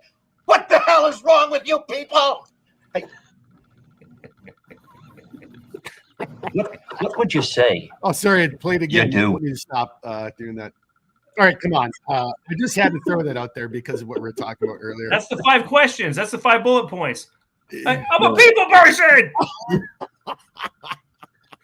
I texted people. What are you talking about? It's going to be a tough one. I'm going to have to watch Office Space and or Charlie Wilson's War. This great pull, by the way, Patrick. I haven't watched that in a while. That is actually a very good movie. I'm not a big fan of some of the actors, and the Matt Damon had one, but he was kind of portraying. It was more the beginning of the agency, kind of going from the OSS into the agency period. I can't remember what that one's called. It's got a shit ton of big name. Good Shepherd. Good Shepherd. That's that's not bad. There's some historical, that's kind of cool, to see that. I'm struggling to remember the guy that he played in that though. It wasn't. It was the guy that kind of like drove the CI program at the agency from the OSS days to the start of the agency, and he kind of like went overboard with it, where every single person was like a double agent and started freaking out and losing his mind, because in that world you can do that very easily. But as the saying goes, just because you're paranoid doesn't mean people aren't following you. I mean, there was a lot of that in there. But okay, so I just played that. Here, I'll just show everybody else. Let's get everybody's comments. Let's you guys tell me if I want to, because this goes into another point we made earlier, and then we're going to go into my kind of Q&A rapid fire thing with the boys here. But oops, I didn't do that right. Sorry. There we go. Can I play this, guys? Should I play this? Can you guys see it? Send it. Yeah. Okay, I'm going to send it. All right, it's less than a minute, but this goes into the comments we were making earlier, which just, again, make me laugh. And I do like pop culture. And you know what? Here, before I do that, let me just do this. Can I? No, I don't want to hide it, or I don't want to remove it. I just want to hide it for a second. Here, I'm going to remove it from stage. There, getting better at the controls. We used to think that was funny. Mel Brooks would probably be hung up like Mussolini in today's era, right? Like, dude, that movie isn't that old. I don't even like most of those people but that was, dude. I mean, Tom Cruise with the big fat suit being the holy shit. That was and what's his face there? Iron Man. Patrick. Robert Downey Jr. Yeah. Okay. Come on, there was some funny ass shit right there. So I'm gonna play it. Okay, can I do it then? I'm gonna go for it. Yeah. I'm already gonna get banned anyway, so why not? About what? You're serious? You don't know. Everybody knows you never go full retard. What do you mean? Check it out. Dustin Hoffman, Rain Man, look retarded, act retarded, not retarded. Count 2 picks, cheated cards, autistic, sure. Not retarded. You got Tom Hanks, Forrest Gump. Slow, yes, retarded, maybe, braces on his legs, but he charmed the pants off next to him and won a ping pong competition. That ain't retarded. He was a goddamn war hero. Right. You know any retarded war heroes? You went full retard, man. You went full retard, man. Like, you don't get in trouble for even saying that word, but it's a real word in the English language. You know, So it means to good. be, yeah. I mean, I don't want to go down that road, but I mean, you guys have any comments about those clips? People, No, fantastic, man. And if you want to watch something that's probably a lot more edgy than that, go watch like Red Fox and Dom Rickles and guys from like the 70s. Holy crap. I mean, this Archie Bunker. oh my God. Yeah. I would say that probably one of my favorite movies, and it's such a spoof of the whole well, really Hollywood, is Blazing Saddles. Like, what a classic. And like, it is so, yeah, if you've never seen Blazing Saddles, do yourself a favor. No, sorry, Tsar Baroda. I know you're the leader of your own country. You can't just watch it. You need to buy it, because at some point in a crazy alternative reality, 100%. and we were almost there, they would have banned that. And there would have been like, you know, thought police coming to your house to see if you had a copy of it. You know, you would have had to, like, It you know, is so good. yeah, keep it cached out in the wilderness, and then just, you know. I will say one of the moments that stands out, and I'm sure it does for you guys, is when they have the whole band waiting for the new sheriff, and they're playing the tunes, and he comes riding in on the horse. Dude, airplane. That's another one. Yeah. Just, oh my gosh, you know, like, holy, I mean, just some great comedy. You know, Don't and call like, me you know, Shirley. I just want to throw this out there for anybody, if you're watching now live or on demand, you know, like, I grew up during that era. Dude, we were nowhere near as racist. Like, and everybody says America's racist. It's only because you guys keep saying we're racist and trying to make it into race-related issues. Go back and watch those movies. Yeah. No, everybody was fair game. I mean, there was like, if you did something stupid or whatever, or like, you know, Mark, let's talk about that for a second. So, like, you know, people talk, you know, they tried to create this DEI world where everybody was like, you know, hey, everybody's special and this and that and the other, and we got to stamp out racism.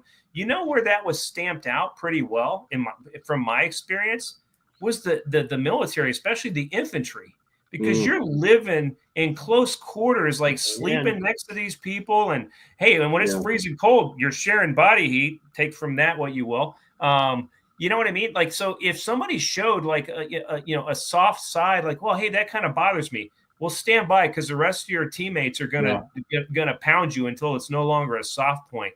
Rednecks, blacks, or you quit, and by default, then the body has excised the poison or the cancer out of the body. Yep. Yeah. So I'm closer with people of all different races, because we went through that kind of adversity, and you just grow together, and you don't really have a choice. It was awesome. John, aka Gimli. God bless you, John. Thanks for watching tonight. He just chimed in and says, you know, like, no one makes those jokes anymore. Like, you know, we don't even have jokes. Do we even, let's bring it back. Yeah, seriously. That should be Make America Funny Again. Yeah. You know? How about that? Did we just create that? Well, yeah, because then you could turn it into MoFo, like, you know, Make America Funny Again, MAFA, you mofos, or something like that. You know, Kentucky Fried Chicken, another over that. That was the something brothers, Cohen brothers. Again, that's when you just could. Everybody made fun of everybody, and everybody got along, and it was fine. I mean, I liked it. All right, hey, we're at an hour and a half. I got to get ready to bounce. Want to hit some questions? What's that? I got to get ready to bounce. If you guys want to hit some questions. Yeah, I want to do some questions. Okay. You got a couple more minutes though. Yep. Okay, sorry if I delayed that or drew it out. You know, I'm not, hey, boys and girls watching at home, you know, live or on demand, just trying something out. I think maybe I could come in and do a little, like, you know, what is it, Between Two Ferns, or what is that called? You know, You know, like, I already had a question written down. I was going to start it off with Patrick. So, why is it that you hate puppies? I know, doesn't make any sense, but I was going to start off with a question like that, but anyway, we're going to try to keep it a little bit more, you know, on topic, you know, and seminal. But Patrick, and I tweaked it a little bit. Okay. Let me cross off my puppy thing.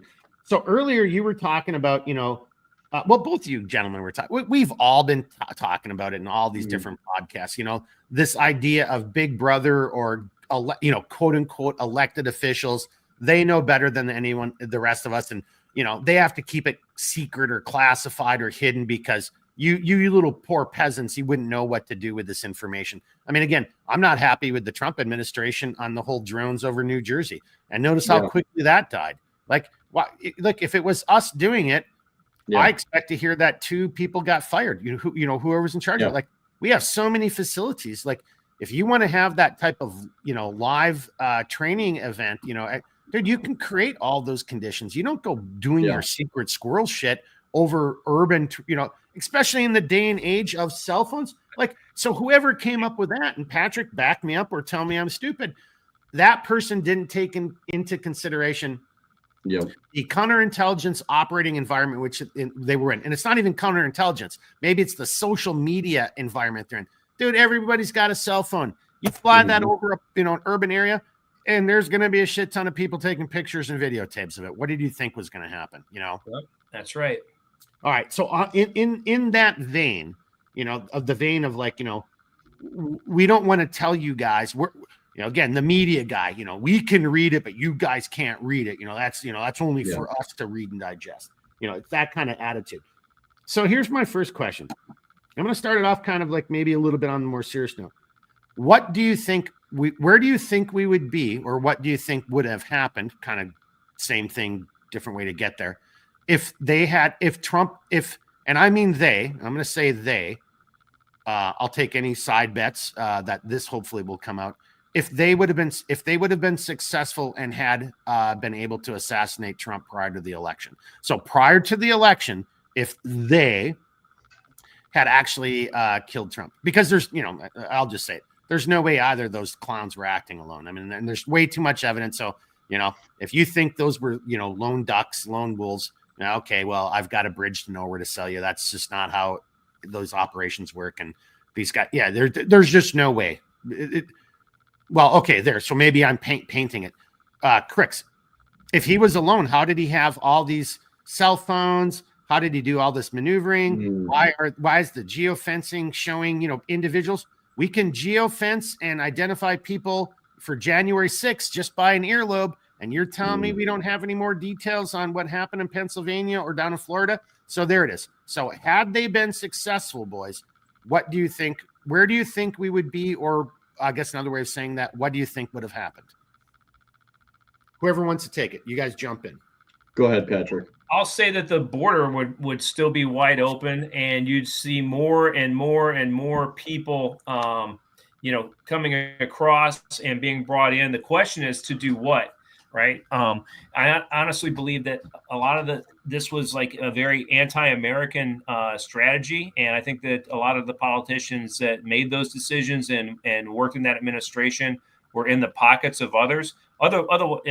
Money is always going to be at the root, right? So I think that you would see that. So then the crime rates would spike. I think there'd be even more of a war on police because you're destabilizing it, like more of a systematic destabilization of the United States. And then guess what we can do when all of a sudden things get really bad? We can declare a state of emergency. Oh, no, okay, now we're back to like COVID, but maybe a different reason where we can have curfews and the elected leaders can say, hey, these stores can be open, but these can't, and you can't go here, you can't go there. It's too dangerous. It's too dangerous.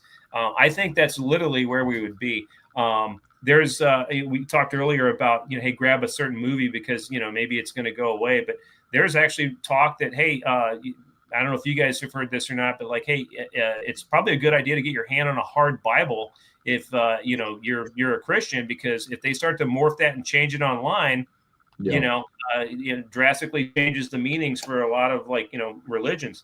I think we would be in a deeper place. I don't think it would expand as quick as I made it out within like the past few weeks, but it was already pretty bad as we see, and it would have just gotten progressively worse and worse and worse. And I can only imagine what would have happened if Kamala Harris would have, won the presidency. Well, okay, don't stop right there. That's my follow-on question. Yeah, that was my follow-on question. So keep going on to so we didn't get to the election yet, but they had assassinated Trump before the election. Yeah, well, I don't think he was obviously the front runner. I don't know that what the Republican Party would have done. I don't know if J.D. Vance was brought in by Trump, so he was not going to be a front runner. I don't know who they would pull in at the last moment. So who knows, right? I mean, that's a very concerning thing. And I think it might have been done in conjunction with, like I said, some sort of a self-created state of emergency. And then next thing you know, we've got all the voting being done remotely and by, God knows who, like 120-year-old people and, illegal aliens and that type of thing. So we'd be in a sad state. Before I bring it over to you, Czar, for your response, I just want to answer one of the things that P. Rick said. In my humble opinion, it would have been Nikki Haley and the fat man from New Jersey. That's what it would have been. Yep. So, and they would have lost. I mean, because, and they wouldn't have given a shit. That wasn't the purpose. It wasn't to win. It was to play their part. And, well, okay, Czar Baroda. So had they been successful in either one of those attempts, where would we be? What would have happened? Well, I think Patrick actually did a very good job of painting like the domestic woes that I think we could have potentially incurred, and that's obviously not limited to just those things. It could have gone 100 different ways. But one thing that I've stuck onto for quite some time, and I had brought this up previously, but I also think that there's a wider realm that a lot of people wanted to overlook, especially given the current conflict over in Eastern Europe between Russia and Ukraine, and the potential connections between both of the shooters, one to BlackRock and somewhat to Ukraine, but the other guy was actually an avowed, he was practically a disciple for Azov and Ukraine, and so where I'm going with this is well, Patrick painted what I think is a very good domestic image of one of many or several of the many potentialities. We also have to remember that the funding and the money that was going over was at like a fever pitch at that point. I mean, we were just sending stuff like it was going out of style over there. We were really trying to ramp this up and keep the war machine running. And you can see, I mean, I'm hoping we'll still get to it even for a couple minutes tonight, but they're trying to keep that going. And, and so what I think that they had seen in Trump, which I think we're starting to see now, is his willingness to actually not be involved in that conflict, which is a really good thing because it has nothing to do with us. We don't need to be involved in it. It's become destructive in many ways to us domestically, but it's bigger than that, right? It presents a situation which we've seen in how we act and our existence within the global realm. I think they were afraid that he was going to shake things up, so they saw him as an obstacle to be removed. And what better way to obscure an obstacle than to get somebody, one or two people that were somewhat connected to Ukraine, because Ukraine is what? It's the world's dumping ground. I hate to say it that way, but I mean, they are, for all intents and purposes, considered by virtually most of the world, the most corrupt pocket in the world. You can literally dump your trash there and you could never see it for the rest of your life. And so if you make that connection, what does that mean? If they had been successful, these guys could have been dumped, and take that however it is that you want to conceptualize being dumped, and they could have hid the whole thing and said, oh, well, we have no clues, or they might have fabricated a slight story and said, oh, well, it was this.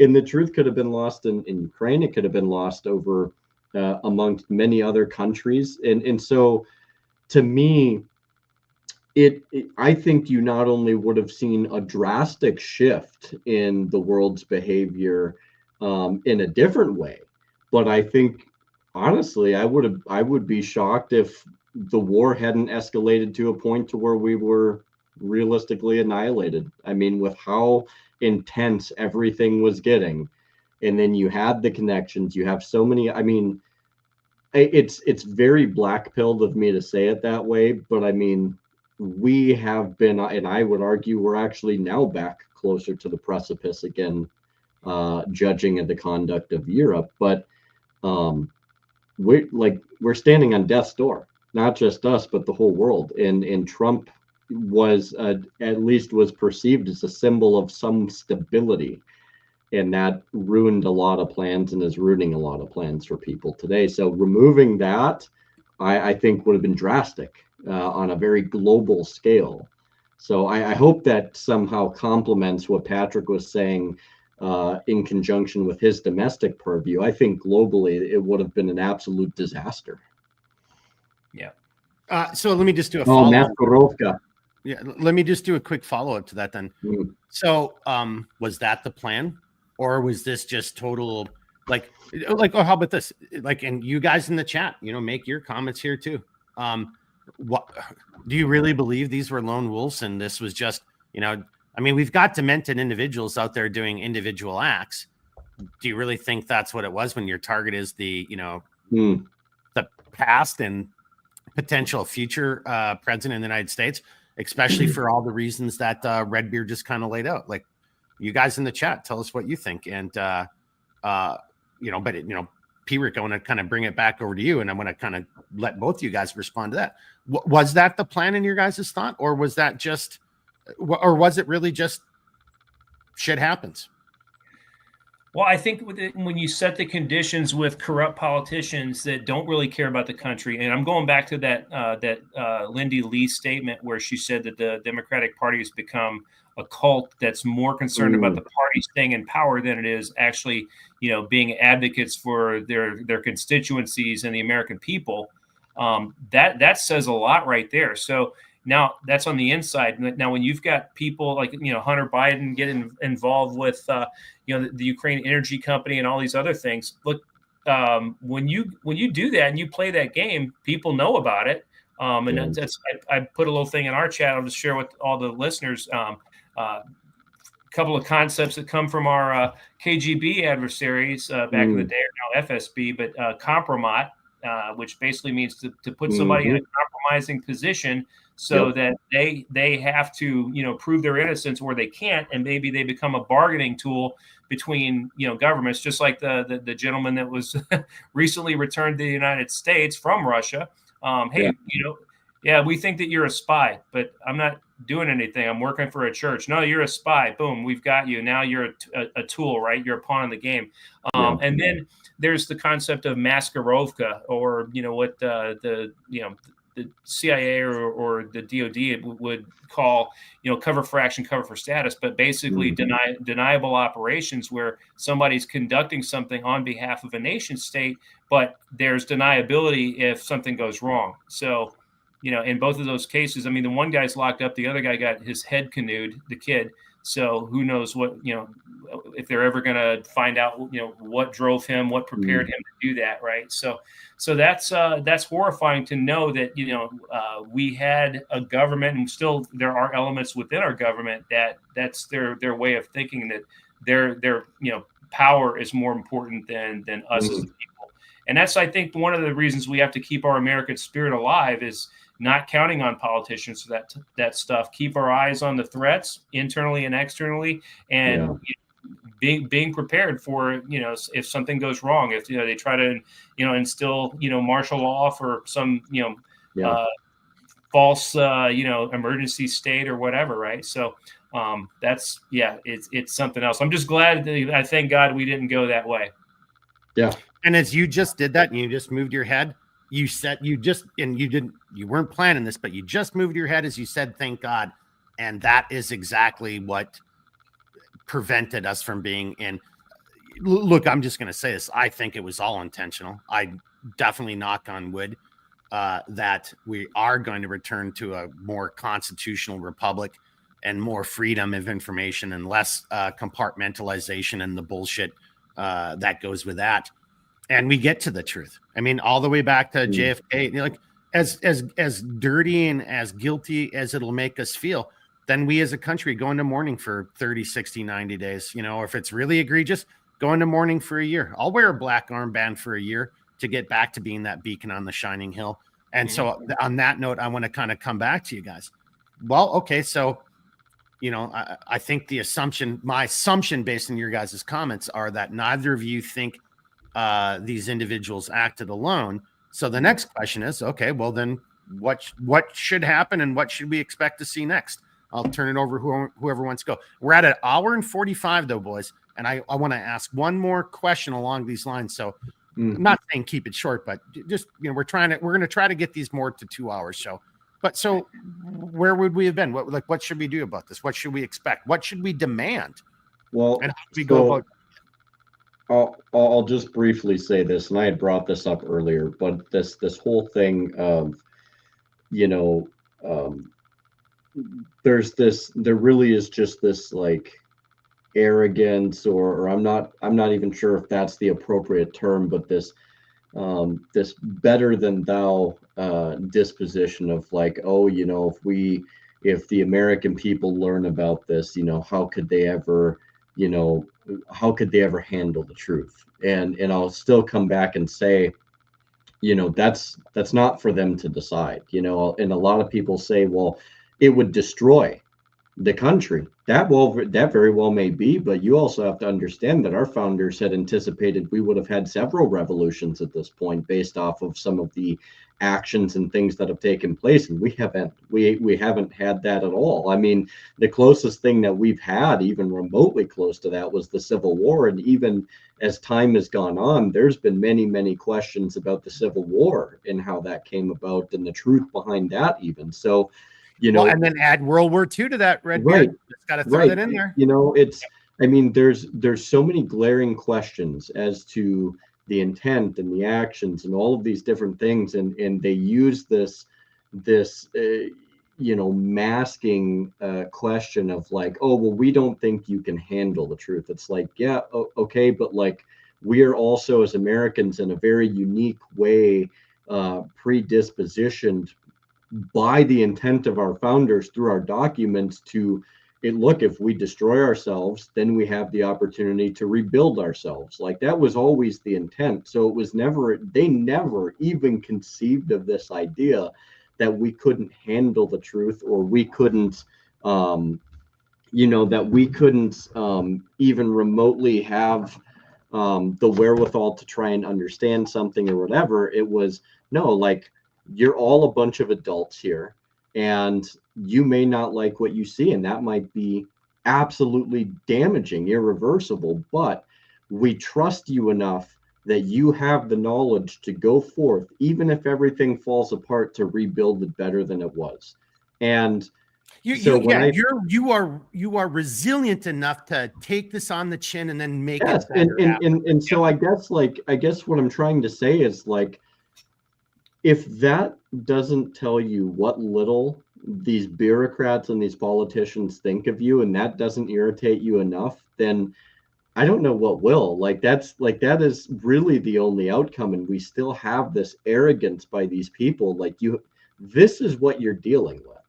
So regardless of what the outcome would have been, whether Trump, if he didn't survive, if he did survive, we would still be in the same situation, albeit in different ways. But look, we deserve to know the truth about a lot of things. We deserve answers. We deserve transparency. We deserve the ability to actually conduct ourselves and determine the direction that we want to go completely unfettered. And if it destroys us, then so be it, because in the end of the day, we're resilient. We're Americans. That is who we are. It's in our DNA. And we can build back better because we have a template to do that. And so you just used the Biden thing, and I just swallowed. I'm confident.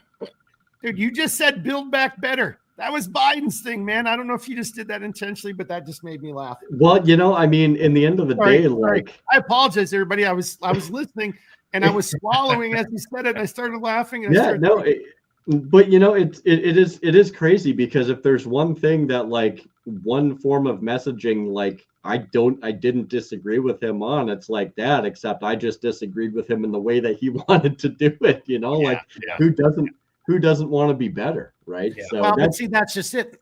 And that goes into excuse Yeah. me, whether it was Pritzker or whoever it was, like, hey, our policies are correct. We just have to tweak our messaging. Yeah. No, because if your policies were good, you would just speak on your policies. You don't need any it would messages. stand on its own. Yeah, there you go. Thank you, P. Rick. Yeah. And to Jeremy's point, like, I think that's the one thing that I think a lot of people, especially the Trump haters, are so shocked by is, number one, just the complete volume of orders and different changes that he's making in the government. But there is such a radical, move towards transparency versus the previous administration where, like, you didn't even hear anything. I mean, I don't know if I were the president, I would have had the meeting with Zelensky televised, but he did. And you got to see a little bit of how the sausage is made. So some people, oh my God, I can't believe he treated him that way. Well, hey, we're the United States. Okay. And when he told them, hey, you don't hold any cards, we do.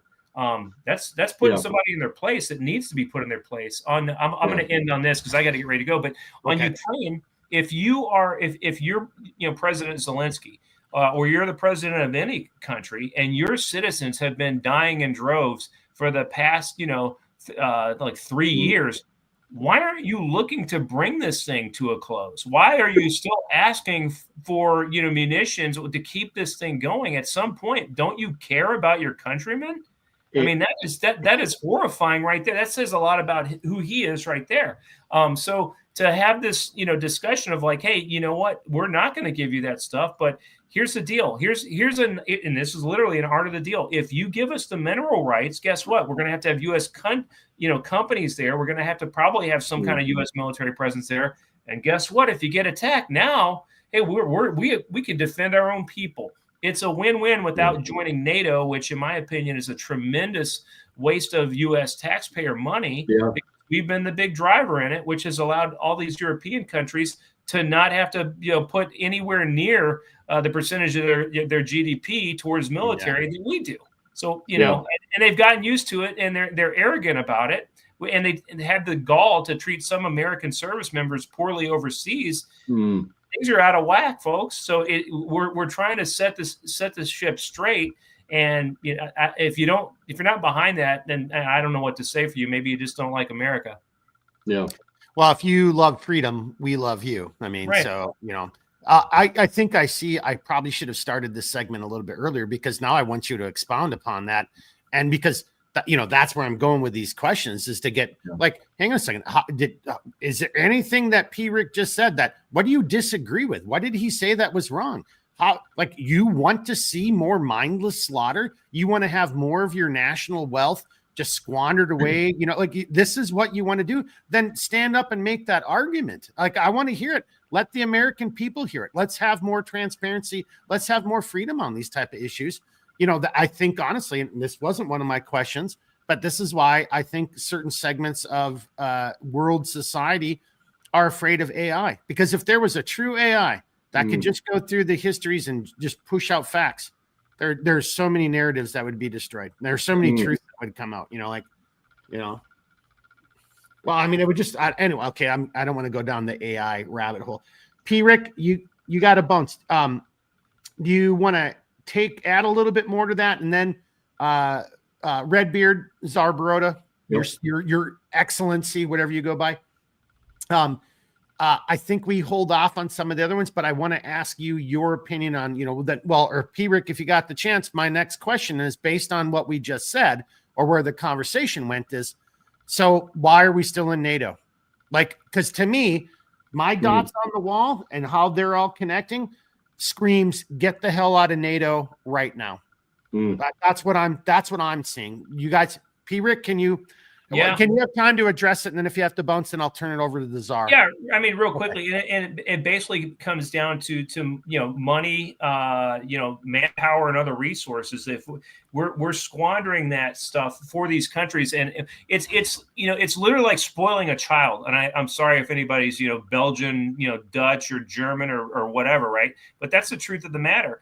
We've taken care of you. You've known we're going to take care of you, and you've gotten used to that. Now we're saying, guess what? You're going to have to go out on your own and protect yourself. And did a lot of these countries participate in the global war on terror? Yeah, they sure did. but not with anything super meaningful. And some of that was very short duration anyway. I'll say I'm a big fan of the Brits, and I'm a big fan of the Poles because we got to work in and around those folks. They were big contributors. The rest, sorry, folks. I mean, nonetheless, so it's a tremendous amount of money that we put towards that and without getting anything in return. And you think about it, we're only in it if something goes bad. So we've already said we're going to come and provide military support.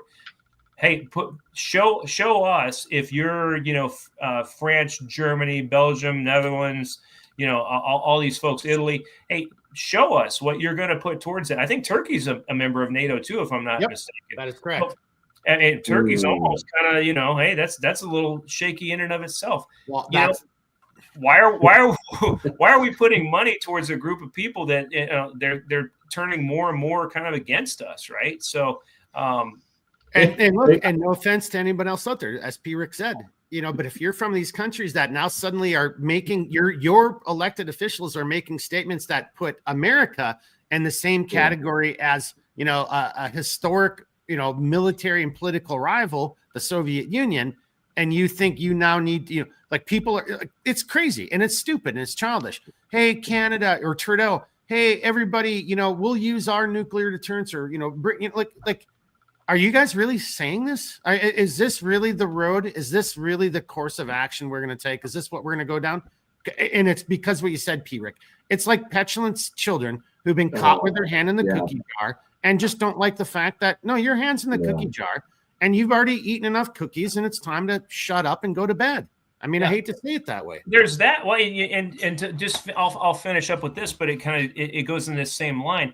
Folks that have this mentality that well, what are the Europeans going to think about us? I don't really give a shit what the Europeans think about us.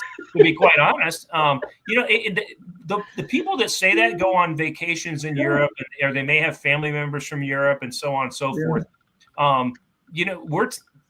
Why don't they have their own defense, right? So if you've visited some of the garden spots like Mark and I and others, you see the reality of the world, and those countries that haven't put anything towards that for their own defense and their own national interests. Why should we do it? If we're going to change the dynamic, why should I care what any European nation is going to think of the United States when we're the provider of that security? It's like the Jack Nicholson part in A Few Good Men. Hey, don't question the manner in which I provide security while I'm providing it. So, and that's us, as a nation. So, I think it's time to hold our heads high, but be vigilant on the threats that we've got coming, because, hey, our adversaries, they're not going any way. They're just going to adapt like anybody else, and they're going to look for new ways to attack. And that could be economically, it could be, through terrorist acts. It could be, it could be a number of things. But now I think that China and Russia definitely have woken up like, hey, this guy is not playing around, versus the Biden administration were like, hey, that's an empty seat, let's just go in. I'm surprised China didn't take Taiwan already. My dots on the wall had it happening during Biden's administration. I'm totally, and I'm one of those great moments to look in the camera, look in anyone's eyes and say, I'm so glad I'm wrong, and I was wrong. And thank God. That's not what I would have done if I was them. I would have done it. I mean, honestly, that was the time to do it. That's right.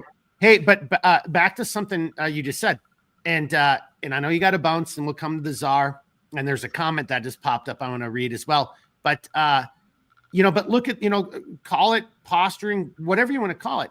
Trump's making these statements. It got a bunch of people riled up, and now you've got individuals. So think about this. This is what makes me, to your point, Patrick.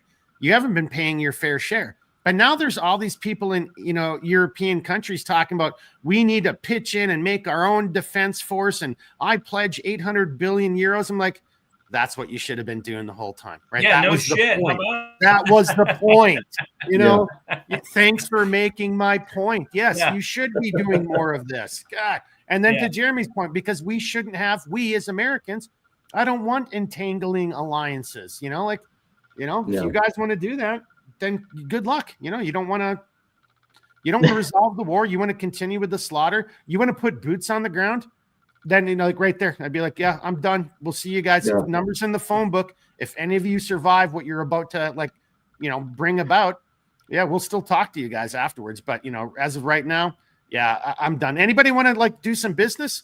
We've got a great, that's what I would be doing. So, hey, I got to go, but I'll Yep. end with this. I think if anybody's going to, be a wise investor, two things. Number one, follow what Nancy Pelosi's investing in, and number two, take a look at these European countries and who they're going to sign contracts with for the new military-industrial complex, or maybe just the European version of it, right? So, you know it. Hey, I just do have to read this before you go. And I don't know if I'm just going to read it. I don't know. I'm reading it with a tone of pleasant sarcasm, like funny sarcasm. Wait, ... Is this not the Centerline Systems that makes outdoor gear? No, this is the Cialis After Dark. I guess it's Centerline Systems, but no, welcome to Cialis After Dark, Anthony. Thanks for being here tonight. Appreciate the comment. That's how I'm reading it, fellas. And so I just wanted to share that with you before you bounce there, Patrick, because, everything we just talked about in the comments you just made, good. Then don't do it. Or you take care of it. Then whatever. See you later, dude. I mean, I don't want to tell you. Boy. All right. Well, hey, folks, thanks for having me on again. I appreciate it. I'll just end by saying what I normally say is if, you love America, I love you. I think we're getting to the point where we can kind of see who actually believes that through their actions, Hey, but we've changed that. It's if you love freedom. I thought we changed. That's true. International. If you love freedom, because that's right. Our brothers over in the UK, man, they're dealing with some stupidity of their own right now. So God bless them. Stay vigilant and stay in the fight. Well, as always, thanks for coming on, my good man. I really appreciate it. And it's great to see you, Patrick. Husky Bunch just gave you a big thanks, Patrick. Semper Fi. So all right, there you go. Brother. Another crayon eater for you. That's right, Rick. All right, thanks for coming on, my good man. Right. Cheers, brother. Peace out, guys. Czar, we're at 2 hours. I kind of want to ask the next question, but truth be told, I kind of want to just try to be disciplined and we're trying to keep these at 2 hours. Dude, we can do this again, and you and I know those subjects are still going to be salient even a month from now. So, I mean, what do you want to do? Yeah, if I could have a couple minutes to tee off kind of on what you and Patrick were discussing, it probably wouldn't take that long. All right, well, let's do this. Let's not go. Can you see the counter on how long it's been? Yeah. Okay. Let's not go past 2 hours and 10 minutes, right? So that means you get 7 minutes, and then we'll do an outro. Fine. Okay, go ahead. Fine. Yeah, no, it's really an interesting thing. Our dynamic, both with the Ukraine situation, but also NATO. Sometimes it's hard to figure out where to begin talking about this because it's become such a bloated conversation. There's so many different ways that you can go with it, and but I will say, and I obviously agree with you guys. We absolutely do not need to be a part of NATO. There's no reason for us to be there. It's done nothing but damage us. I would argue for a very long time, well beyond its expiry date. And in the grand scheme of things, it really, I think Trump kind of put out the tone of dude, you guys got to figure this stuff out on your own. Like you being beholden to us is not good for us, but it's even worse for you guys because you've become so dependent on us, you've forgotten how to be countries. And and that is to some degree what I've gotten from some of his addresses, and I think that sours people, and because it's terrifying, like Germany has to learn how to be German again, the UK has to learn how to be British again, France has to learn how to be, we won't talk about France anyways. Hey, no, we can't. I'm here to tell you, we look, French people, if anyone's out there, I'm sure that was in jest. But hang on, but I'm just going to say this, and I've said this before. Man, the very last thing I did was probably one of the best, the real way I thought it was going to be, and I saw some things, and it led me to kind of come back with hey, okay, you know what?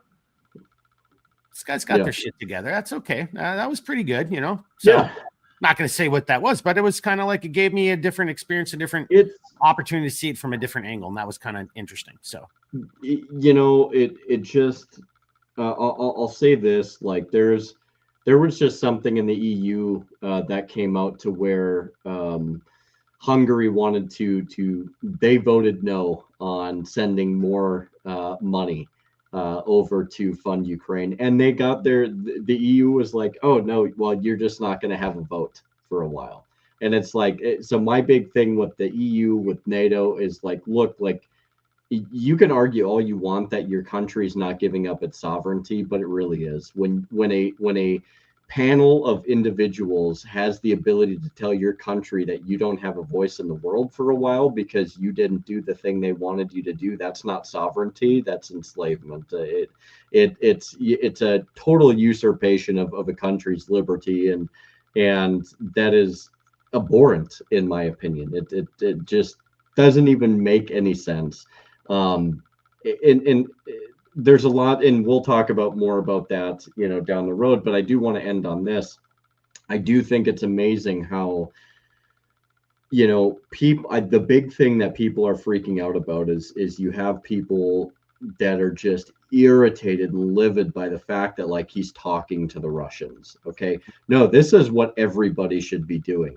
And notice how, how much since the last meeting and even up till now, the Russians are grateful for that. They wanted someone to talk to. They wanted somebody to deal with and to renegotiate things. And they wanted the ability to have like some, to some degree of a voice in the West again, right? Like they didn't, there was never this thing to where, they never wanted to be a part of it. I mean, there's been numerous situations to where they even tried to apply for NATO. That's a whole other thing we'll talk about down the road. But look, I mean, diplomacy. Mark, you and I have talked about diplomacy. Like, this is how you fix things. It should be the primary object that you head towards before you clamor for war and bring the world on the brink of something that we may never come back from.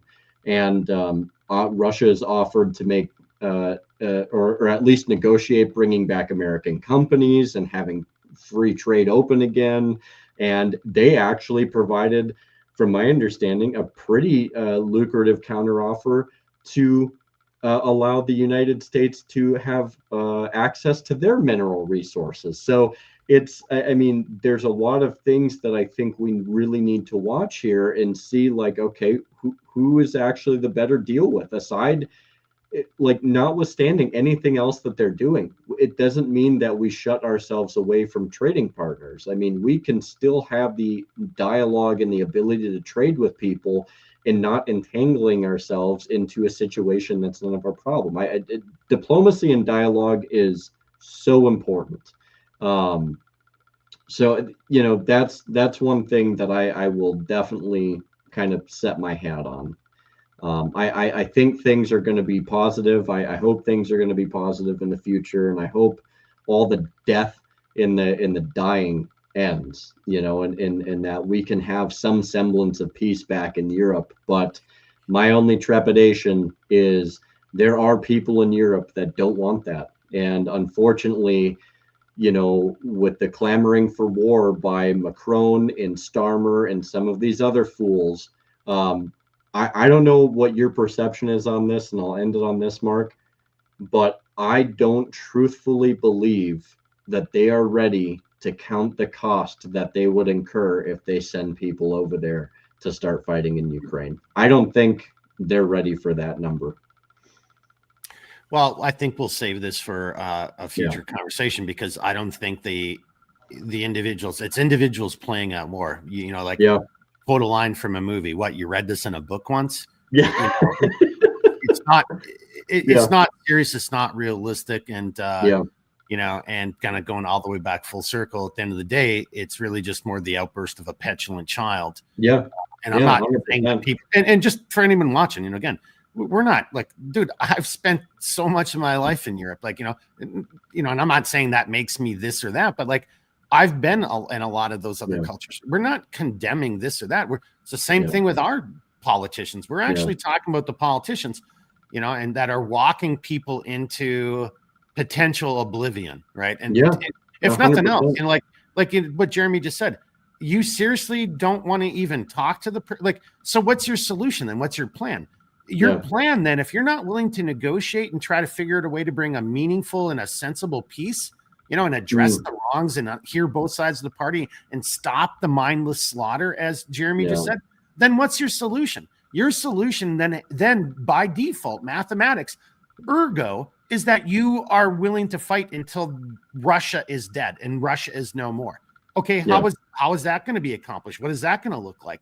At what cost? I mean, that's not a very adult table way of thinking. It's like, it just isn't. So that is a separate one though, Jeremy. Yeah. And I just want to say to that point real quick,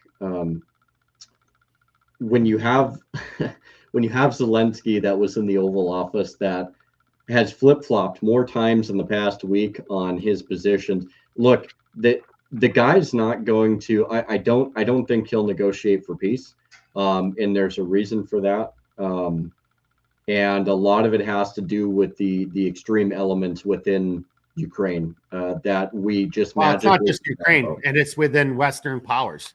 Oh, but I'm saying specifically in Kiev, and these people are avowed Nazi elements, and they had threatened to kill him after he became president. And they are well funded. They're a minority, but they're well funded, and so I think from a rational, logical perspective, I think Trump talking to the Russians is a smart thing to do, because if no dialogue can be reached with anybody rational in Ukraine, you have to talk to somebody. You have to talk to at least one party of the war to try and persuade some form of rational or reasoning or negotiation. And I don't think to find a way to convince somebody to take the first steps towards peace. And just to end the violence and the bloodshed, Yeah. And then, and look, and I'm wrapping it up. I'm taking charge. We already went past our time, but I like what you're saying. But I think we do that as a separate 100% episode because, just even to that point, hey, look, man, look, we're all focused on Ukraine and all this kind of stuff and what's happening, while that's taking place. China's doing live fire exercises off Australia with no announcement. Mm-hmm. You got China just coming out and saying, hey, whatever war you want, we're in it to win it. So I don't know about you guys. I don't want to fight Russia. I don't want to fight Patrick and Jeremy at the same time. I want to convince one of those guys to either stay out of the fight or, hey, heaven, be on my side and help me fight. I want to win the fight. And I don't want it to be a fair fight, and I don't want it to be close. This is war. I want it to be fast, quick, over, the least damage, the least loss of lives, and then my ability to get out of there or to have prevented something from happening or created a situation that's better for everybody. So to Redbeard's point, I'm just give you a quick rebuttal on that. That's how I interpret what you're talking about, and I always have, because I think that resonates with me as well. Stop the killing and just be diplomatic, and you can be neutral on something and not be the bad guy for being neutral. I think that's one of the worst accusations that many of the politicians in Europe have kind of flung at the United States. Oh, well, if you're not for us, you must be for them. It's like, no, and that's what they've done to Trump the whole freaking time. This is Putin running our country. What? Because he doesn't want to see more, millions more people dead? Are you kidding me? And it's it's perfectly okay.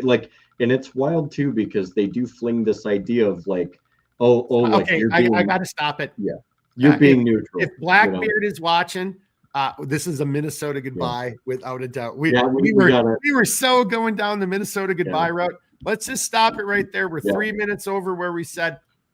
Redbeard, as always, I love you. I appreciate you coming on. Thanks for doing so. Absolutely. I hope everybody enjoyed the conversation.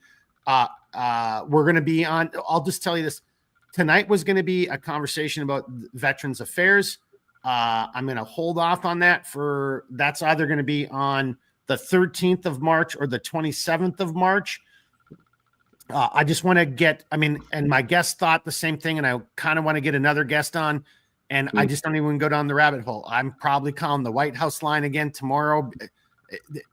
And that goes into rewind to the beginning of this episode and start watching. There are so many things that are broken that need to be fixed. I don't even know where you start. But so next week, it's either going to be the VA or maybe, I don't want to throw Redbeard under the bus like this, but maybe we'll come on and we'll finish this conversation. Yeah. And then the 20th, I think I have one of you guys who wants to come on the episode, and I won't say too much more about it, but that's what the plan is so far. And then, like I said, then the 27th, that might be the VA episode as well. And then back to Anthony, who's asking, hang on, is this not CLS that makes out their gear? Again, this is Cialis After Dark, but as far as Centerline Systems is concerned, next Monday, I'm going to do our loadout on, well, I've got some information to provide for everybody, but I'm going to talk about the Mother and the Mud Flap, and that's going to make a little bit more sense then. Then the following week, I have a guest for the loadout live. We're going to talk about Sherpa belts and Y harness. If you're over on the gear chat, I've got some updates for you on the skeleton chassis. And I just love how you guys were all just like in the chat, in both the Cialis After Dark chat and the Centerline. There was a lot of good information going on the last couple of days, and I really appreciate you guys being over there and having fun. I've been kind of in and out fighting a cold and all that kind of crap and all the woe is me things. So it's just great to see you guys just out there doing your own thing. And Redbeard, hats off to you for being one of the participants and over and doing that. I really, really appreciate it. Yeah, for sure. It's been fun. And I believe it was Blackbeard who posted something about men and our ability to tolerate certain things. A near-death experience is like, no, this is fine. But when it comes to the common cold, it's like, I am literally at death's door right now. Yeah, that was Blackbeard who did that. And that was a perfect meme. So props to you, Blackbeard. If you're watching, sir. And hey, and Blackbeard, thanks again so much for doing the thumbnails. If you're wondering, like, hey, there was no title in tonight's thumbnail. Well, I don't have that software, that capability. Blackbeard had some other stuff going on, but he still found the time, managed to do it, to at least give us a little thumbnail with episode 18. So, as always, with a flourish, hats off to you, Blackbeard, sir. Jeremy, my good man, Czar Baroda, let's wrap it up. That was definitely a Minnesota goodbye as 6 minutes. So, take us on an outro here, if you don't mind, sir, and then we'll say goodnight to everybody. Yeah, for sure. The biggest message that I can give you guys for an outro is really hold liberty dear and realize that, in the end of the day, you have to work within your communities. You have to work within your states. And for our friends over in Europe, it's much the same for you. I know that things are a little bit different than us in the United States, but in your districts or your regions or wherever it is, it's still the same thing. It applies to you. And it's incumbent upon all of us, everybody in the world, to fervently fight for liberty, not only for ourselves, but for our neighbors and the people around us, and especially for the posterity in our future. And, and there was a controversial saying, and I don't remember exactly who it was that had mentioned this, but it's not only important to fight for our own liberty and for our own rights, but even for the liberty and the rights of the people that oppose us. Because if we stoop to be so low as to want to deprive people of these essential God-given things because we don't like them, then what have we become? We've become exactly the thing, the machine and the amalgamation that we've totally disagreed with for so long. So we must fight for everybody's rights and liberties. It is entirely incumbent upon us. And it doesn't matter where you live. This fight is universal. And I know we have our own problems here in the States, but I really, really hold out a lot of hope for everybody over in Europe. You guys have had a storied past of liberty and oppression. And I think now is your time to really retake your liberty. I think your time is here, much as our time is coming. So I hope we can all do it together. Hey, and I don't mind if you retaking your liberty means, we don't have any bases over there anymore. We can still be friends. I mean, we can still trade. Yeah, maybe you don't 100%. want us in your backyard. That's fine, bro. I get it. You know, like just Yeah. to Redbeard's point, man, dude, you're not peasants. You're not serfs. Yeah. You know, these individuals, like, you know, you just said, you know, Redbeard, and I guess I'll shut up. Like, you know, Brussels or, you know, whatever center of power, man, they don't control you. You are a free man. You are That's a right. free man. Every one of you, no matter where you are in the world on that note. Yeah. And anyway, all right. Now, see, that was taking the Minnesota goodbye. I was like, I just realized I could talk about that last point for another 40 minutes. I know. Super easy. Yeah, very easy. All right. But we love you up guys for, very hey, much. are you up for a quick after action review? Yeah. Okay, we'll do an AAR. Hey, boys and girls. So again, hope to see you guys next Thursday on our After Dark. It's either going to be the VA or it's going to be something different. Stay tuned.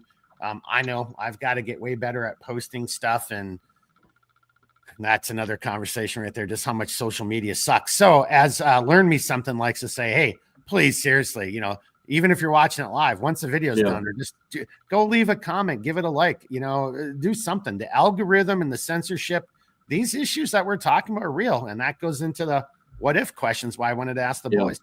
What if he would have died? Well, we probably would. There's a probability we wouldn't even be able to have this conversation right now. So I know other people who are way larger than me on ScrewTube, and it's so obvious how much they're being censored and shadow banned. So that's still a real thing. And that's another thing that we have to address as Americans, because this one is on us. If we're going to be the beacon on the hill, boys and girls, then it has to be free speech. Whether you like it or not, none of those bullshit arguments hold water. People have to be able to speak their mind. That's the only way we can hear what somebody's saying, what they're thinking, and then try to provide the information or the counter argument that proves the point, you know, wins the argument, convinces others, avoids nuclear war. I mean, if you can present a cogent argument where nuclear war is in our benefit, the only way you're able to do that is in an environment where there actually is free speech, right? So God bless you, each and every one of you, wherever you are. As Redbeard just say, we're all in the struggle, and the struggle is real, and it's nowhere near from being over. And that's not even talking about the economic side of it. So, oh gosh, no. So we'll see you next Monday for CLS, a loadout video. Well, it's actually more of an update video than the following video. The following week will be a loadout video. Next week, we'll see you back over here on Cialis After Dark. We got a couple people saying, thanks, guys. Good show. And then I'll see here. Look, Gene, you're contagious. And you even got Husky Bunch now saying woos. Yeah, that's Gene Rick, a.k.a. Ric Flair. All right, boys and girls. One shameless plug. Oh, no. Thank you. I meant to do that. Yeah. Go ahead. So one shameless plug next Saturday at 1700 Central Standard Time. Sentinels of Liberty is going full bore, official, launching. I will be having a video out on Saturday the 15th at I'm hoping I'll be shooting the video. I might do live, I'm not sure yet, but we are going to go live at 1700 Central Standard Time. So it's just one more thing that hopefully we can just get some more information out there and be able to share that and spread the perspective of liberty on a variety of different topics and issues, both domestically and abroad. So I hope you guys and we'll go any further real quickly. There's the name of his channel. Last episode, I actually was able to bring it up in YouTube. Yeah. I just did it. I'm sorry, Jeremy, and that's why I got distracted. I was trying to bring it back up, and it wouldn't show up this time in ScrewTube. But it's there. I've found it before. And, you know, however you want to do it, Jeremy, you just let me know if there's a way we can share a link or let people find out where to reach you. For sure. I'll repost it. I know I tried to I've tried to post it a couple times, but for whatever, I guess YouTube just doesn't like my links, or maybe it was just a connectivity issue. I have no idea, but I hope to see you guys over there. I'm hoping what I'm able to offer each and every one of you is not only unique in a certain perspective, but also something a little bit more refreshing. I am going to be covering some topics of the week. It is going to be somewhat semi-structured, and I'm hoping to have a few guests on every so often. And I believe for the first one that I'm going to be doing, I'm already in talks with having somebody on. So I hope you'll enjoy that one. So. And operative words that Redbeard just said was structured, unlike this shit show of a podcast that I do over here. You know, no structure. Hey, So- if I could help you get 10th Amendment Center people on your Yeah.